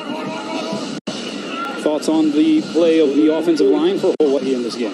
I think for the first game, obviously there's things to work on with Derek Favi and this 5-man protection run and shoot scheme, but they've played fairly consistent. I don't think that's the biggest problem. I think timing and some other things, drop balls is something that they have to work on with Jared Osua, the receiver coach, but the offensive line has played fairly consistent.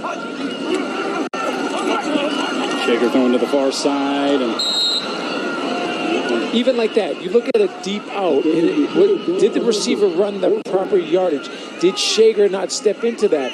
To me, it could have been a combination of both, because that was a poorly thrown football from a guy that can throw it as good as just about anybody in America. And he proved that going to the Manning Academy passing camp, where he felt he had the strongest arm there. And we've seen him touch all parts of the field and throw some great out routes. Is it timing? Is it the receiver? Had an open Jonah Panoke as well on the play. Nothing doing, though, and it is another punting opportunity for Lucas Boro. Yeah, we haven't talked about Jonah Panoke, who obviously is another captain.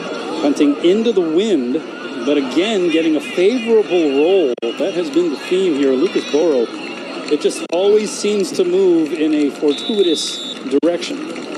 Sometimes it looks like my 4-iron as I scull it, and it doesn't get any height, but it rolls.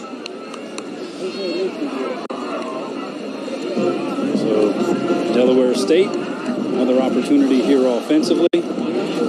Hunters have been putting in some work here this evening. Not exactly what was expected. You know, that offensive line, right? You've got two guys that have converted from the defensive line, kind of DeCamber as well as Ku'au Pehopa. You know, so it is a work in progress. Some of those other guys have some experience, but once again, it's Marquis Adams once again having to try to call his own number, and he gets hit by Jamar Sakona and company. It'll be interesting when this game is over how many possessions Hawaii's defense was on the field for, how many plays. Part of that is self-inflicted if you don't get off the field on third down, but part of it is an offense that is inefficient, that doesn't get a lot of first downs, that doesn't have a high time of possession. Hawaii returning 6 starters on defense. They had some key losses. This is a give to Jaden Jenkins, and he'll get maybe a yard before being driven backwards. Some of the key losses, you had John Tuitupo, D-tackle. Also at D-tackle, Fo'i Sila.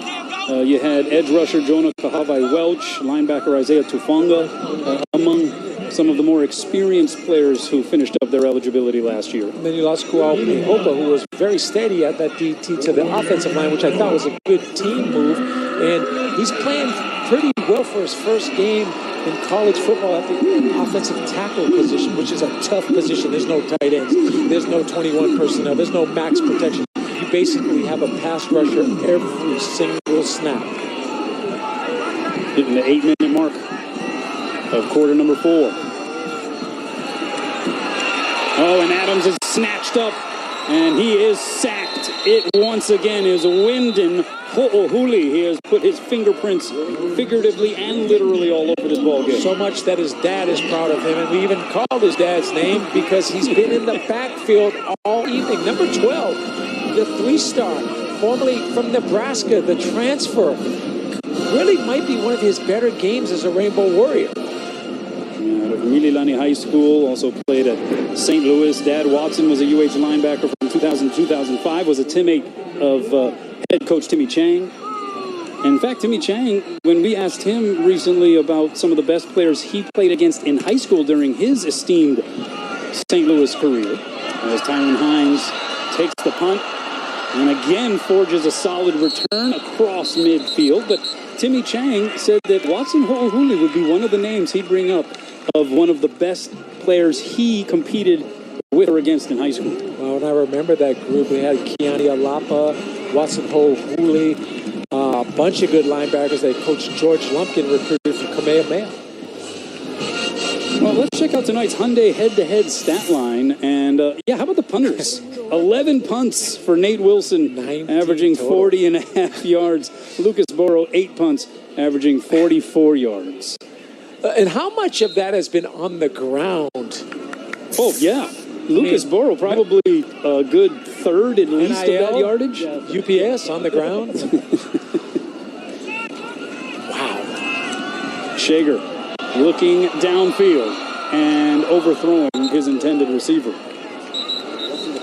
Be roughing the passer. Yeah, he Shager's took a slow shot. to get up. And you don't see this too often. Braden Shager He gets up quickly. If he has shown one thing, it is the ability to absorb some of that contact. That one a little slower in getting up that time. Personal foul, roughing the passer, number 97 defense. 15 yards from the previous spot, automatic first down. Oh, yeah, gets that arm right underneath that helmet to the throat, and then kind of piling on to the ground and a little bit of bad disposition by 97, and then there's the flag, and well-deserved. Yeah, Marquise Brunson, the perpetrator of that penalty. Under 7 minutes to go. Yeah, I don't think we've ever questioned the toughness of number 13. He did it up gingerly. John Kiavi Sangapolo Tele is the backup quarterback. He is the QB2. And Shaker's going to keep it. There was a little RPO action action there for this Hawaii offense. Yeah, that's a little different run concept, and you got to like that. And again, maybe not planning on running it in week 0 or the first game of the season, but Hawaii's going to have to use 13's legs to keep defenses honest. Do you think Timmy Chang believes in the toughness of Ray Shager? He takes a lick, he's a bit slow to get up, and what do they do? RPO, he keeps it. Let's see how tough you really are. Body blow, body blow. Scott Shager in attendance tonight, Braden's dad, flew in all the way from Texas. 2nd and 5 here. And they're going to run a little bubble screen. This is Carson Pupunu, and he gets tripped up, but not before he is able to move the chains. Carson Pupunu from Lahaina, Maui, out of Kamehameha, Maui, transferring back home after starting his collegiate career at Weber State. Lost family members, in fact, 2 cousins, an auntie, and an uncle in the Lahaina wildfires last year. Had a crew from CBS Sports following him around during the week of practice last week, doing a feature, it appears, on him. And so Carson Pupunu, who always now plays with a little bit of a heavier heart, and is certainly one of the guys who has symbolically led the charge here for this Hawaii team, which represents the entire state, to certainly focus some of its efforts and inspiration with regard to the recovery effort on Maui. Yeah, and a good-looking athlete, right? Good hands, good size, good speed, and really good blocking on that particular play out on the perimeter. Give Jared Ursua a lot of credit, because receivers just don't run routes and catch footballs. They have to block on the perimeter on all those quick throws. That was really well designed. So 2nd and 7 now, and a little extra wrinkle, and here is Tylen Himes with a block, makes another tackler miss. Penalty flag comes in late on the play. But now we're seeing a little more action, a little more variety here offensively from the Rainbow Warriors. Trickeration, and you did not see that under June Jones. He wasn't big into trick plays, but Dan Morrison pulling out the reverse trickeration and get the ball into the hands of number 2, whether it's throwing it to him, handing it off.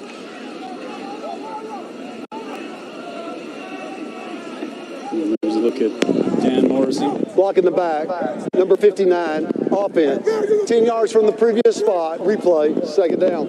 Dan Morrison, this is his first year back officially with the program, although he has kind of served as at least a voice in the ear of Timmy Chang the last couple of seasons, but his 10th year overall, because he was the QB coach at Hawaii under June Jones from 99 to 2007. You coached alongside him as well, Rich. This is his 44th year of coaching the game of football. But he's still young at heart. He's still cool. And the thing about him, he's traveled all over the world, literally coaching with June Jones at every different level. 2nd and 7, Shager. Wide open receiver. It is Pofele Ashlock. Makes the catch. The bottom half of his body was across the goal line, but the ball was just shy. And so it is not a touchdown. It'll be just short. The wind most certainly playing a factor there. It has to, because I've never talked about Braden Shager underthrowing a football. Normally it's overthrown. The trajectory's a little bit too tight, but that was underthrown. Ashlock's doing a nice job of getting his hands underneath the football. That should have been 6, but hopefully the Rainbow Warriors can punch it in. 29-yard connection, and yes, the power formation here for Hawaii, but it appears as though the mark will be still shy of the goal line. No, now the hands are raised. Braden Shager with rushing touchdown, number 2. Bill's touchdown. Not sure how many touchdowns Braden has rushing, but 2 in one game. That's something to remember from this evening.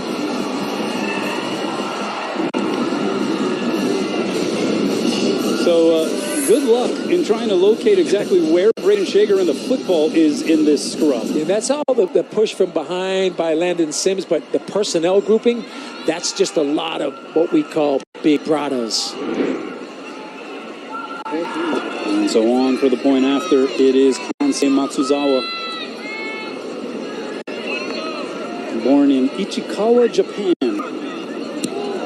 And it is up and it is good. He is 25 years of age. Was not a football player coming out of high school. Fell in love with the game. And here he is now in Manoa, putting some PATs through. Heart pumping, muscles extending. Every body is a miracle. And though we share so much, everybody is unique. What's your passion? Hold on to it. We're here to help. With a personalized approach to a healthier you. Hawaii Pacific Health. Whoa, is this your new Nissan Rogue? Yeah, crazy story. Yesterday, I was at the Nissan end of summer sales event taking a test drive, and Laura says, "We've got somewhere to be." And off we went. We're having a blast.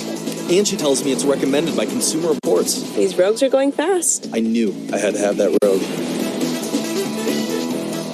Get up to $2,500 total savings on remaining select Rogue Platinum trims, or get 5.9% financing for 84 months on Frontier. Here's the deal. In this election year, people need a place to explore national issues that have an impact on their community.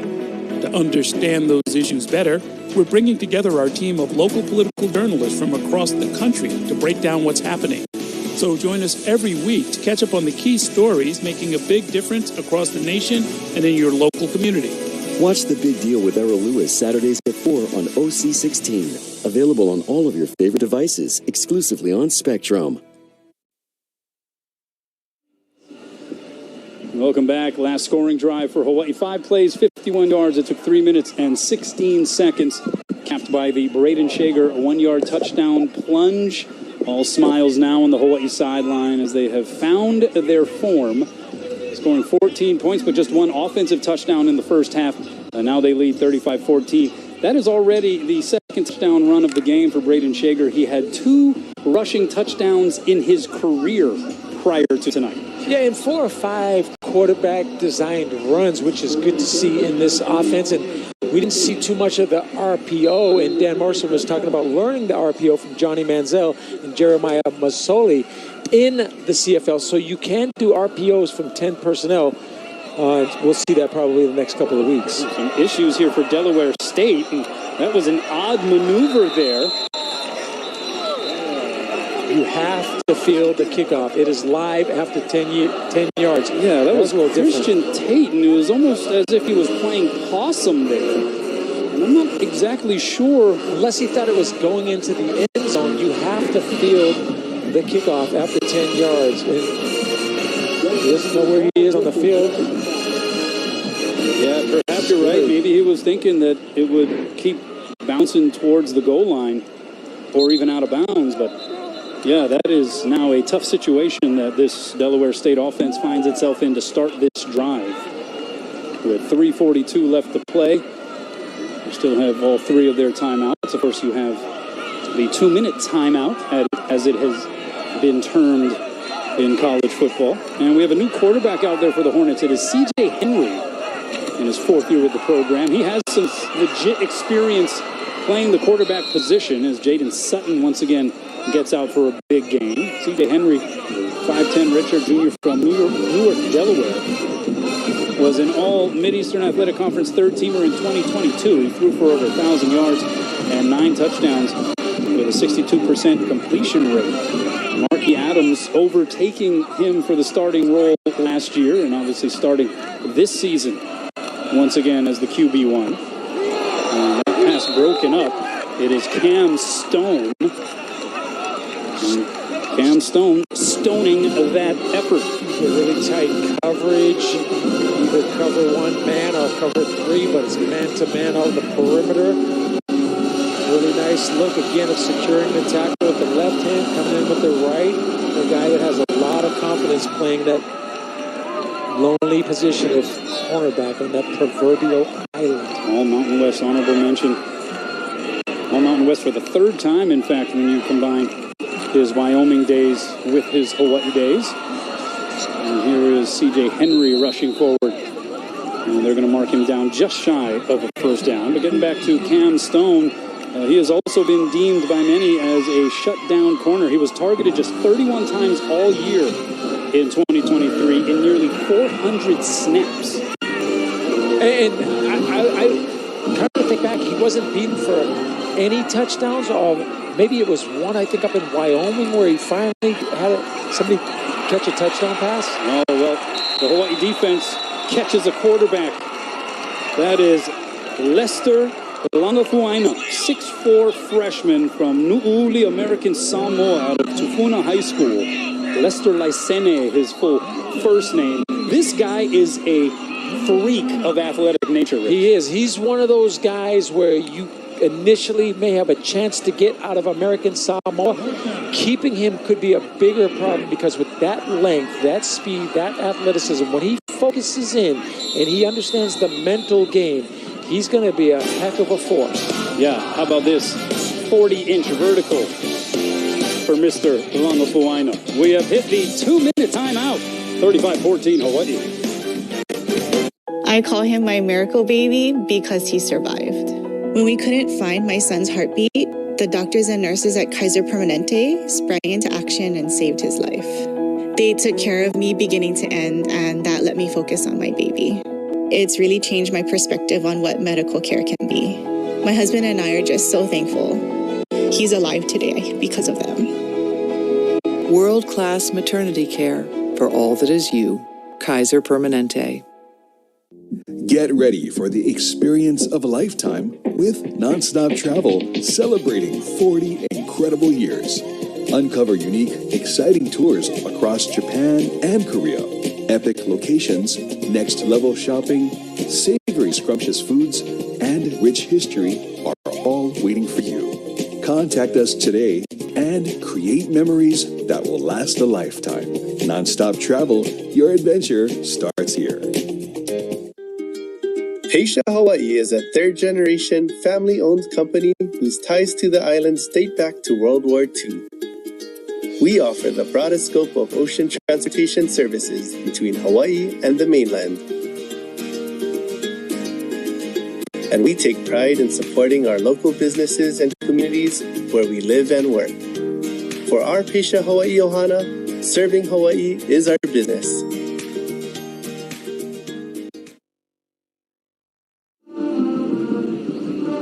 Welcome back. Attendance for this evening's Week 0 opener for Hawaii against Delaware State. The official turnstile numbers 10,279 here. Of course, capacity at Clarence T.C. Ching Athletic Complex increased prior to last season to about 15,000. They are expecting a much more packed house next week when the Bruins of UCLA come into town. Yeah, and I think part of that was weather, right? You had all these storm systems and the opponent, the FCS team, but UCLA will be in the house in 1 week. Bruins in their first season as members of the Big Ten. They have their first-year head coach in Deshaun Foster. Foster already telling some of the media members in Southern California that he will not wear an Aloha shirt on the sideline next week. That sometimes is a tradition for opposing coaching staffs, but his point is we're not on vacay. That was his exact quote. But a coaching staff, a lot of whom were retained from the previous Chip Kelly stash. They feature Ikaika Malloy, who's now the defensive coordinator, inside linebackers coach, and Brian Norwood, assistant head coach, passing game coordinator, and safeties coach. Of course, Ikaika Malloy, a former coach at Hawaii. We have a penalty flag out on the field. And you also have Brian Norwood, Ikaika Malloy, who hails from the islands as well. Brian Norwood, who is a former Hawaii football standout. And they also added Eric Bieniemy as an associate head coach and offensive coordinator. Brian and I played together from Radford High School. Love of the Islands, married a local girl, has phenomenal children in terms of Olympic athletes, NFL, NBA type of players.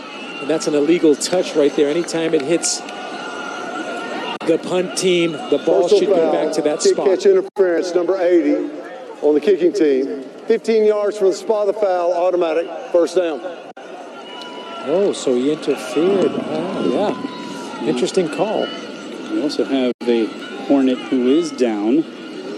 That is number 11, appears to be Barry Wagner Jr. So he makes his way to the sideline. Going back to Kaika Malloy, also played at Kamehameha, coached at the University of Hawaii. Phenomenal family. Hails from Waimanalo, so there is a lot of aloha. They may not be wearing aloha shirts, but there's a lot of aloha going to be on the opposing sideline. Colton Kalueng was the player for Delaware State who had that one hit him in the helmet. And here is now John Keave Sangupolotele.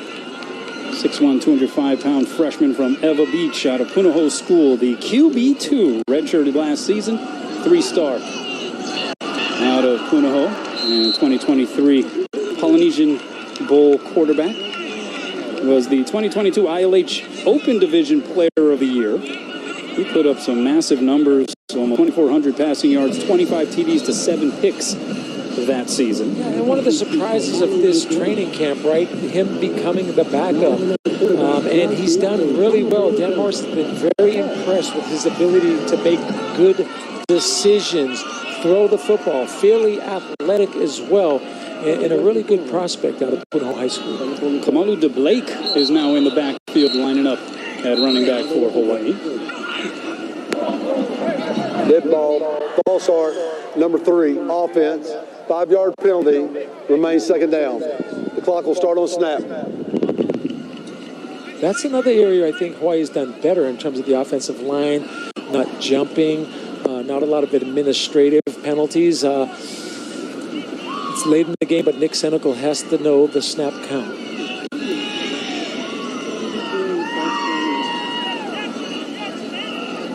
So $1.06 remaining.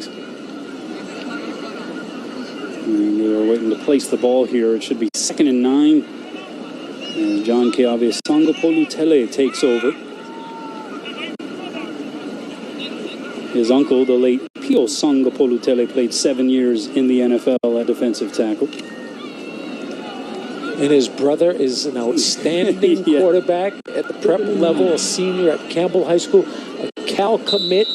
Watched him play this summer. He can sling it. And this is a give on the ground. This is Kamalu de Blake, 5'8", 225-pound junior out of St. Louis School in his 4th year with the program. Showed toughness, showed grit. Like the way he lowered his shoulder. He ran low. He ran hard. You got to like that. He also is good in protection, and we may be seeing a little bit more of Kamalu de Blake. Hawaii now taking the victory formation here, Rich. Things got a little hairy in the middle portion of this game, as it appeared as though Hawaii, with the expectation of shooting off some fireworks offensively, found itself in a bit of a struggle, but they found some rhythm once Delaware State tied it at 14-14, and they go on to score now 21 unanswered to close this game. So it wasn't always the prettiest. Moving on the field, it's a first down. They're going to rule it a first down. It wasn't always the prettiest here, Rich, but for Hawaii, in the end, they are about to get the job done. Going back to last season when they won 3 of their last 4 games, that now makes it 4 of their last 5. For Timmy Chang, he now improves to 9-18 as head coach of the Rainbow Warriors. Next week, the test gets increased as UCLA, now of the Big Ten, comes into Clarence T. Teaching Athletic Complex. Before tonight, Hawaii can resign itself to the fact that it is victorious against the Hornets. Yeah, my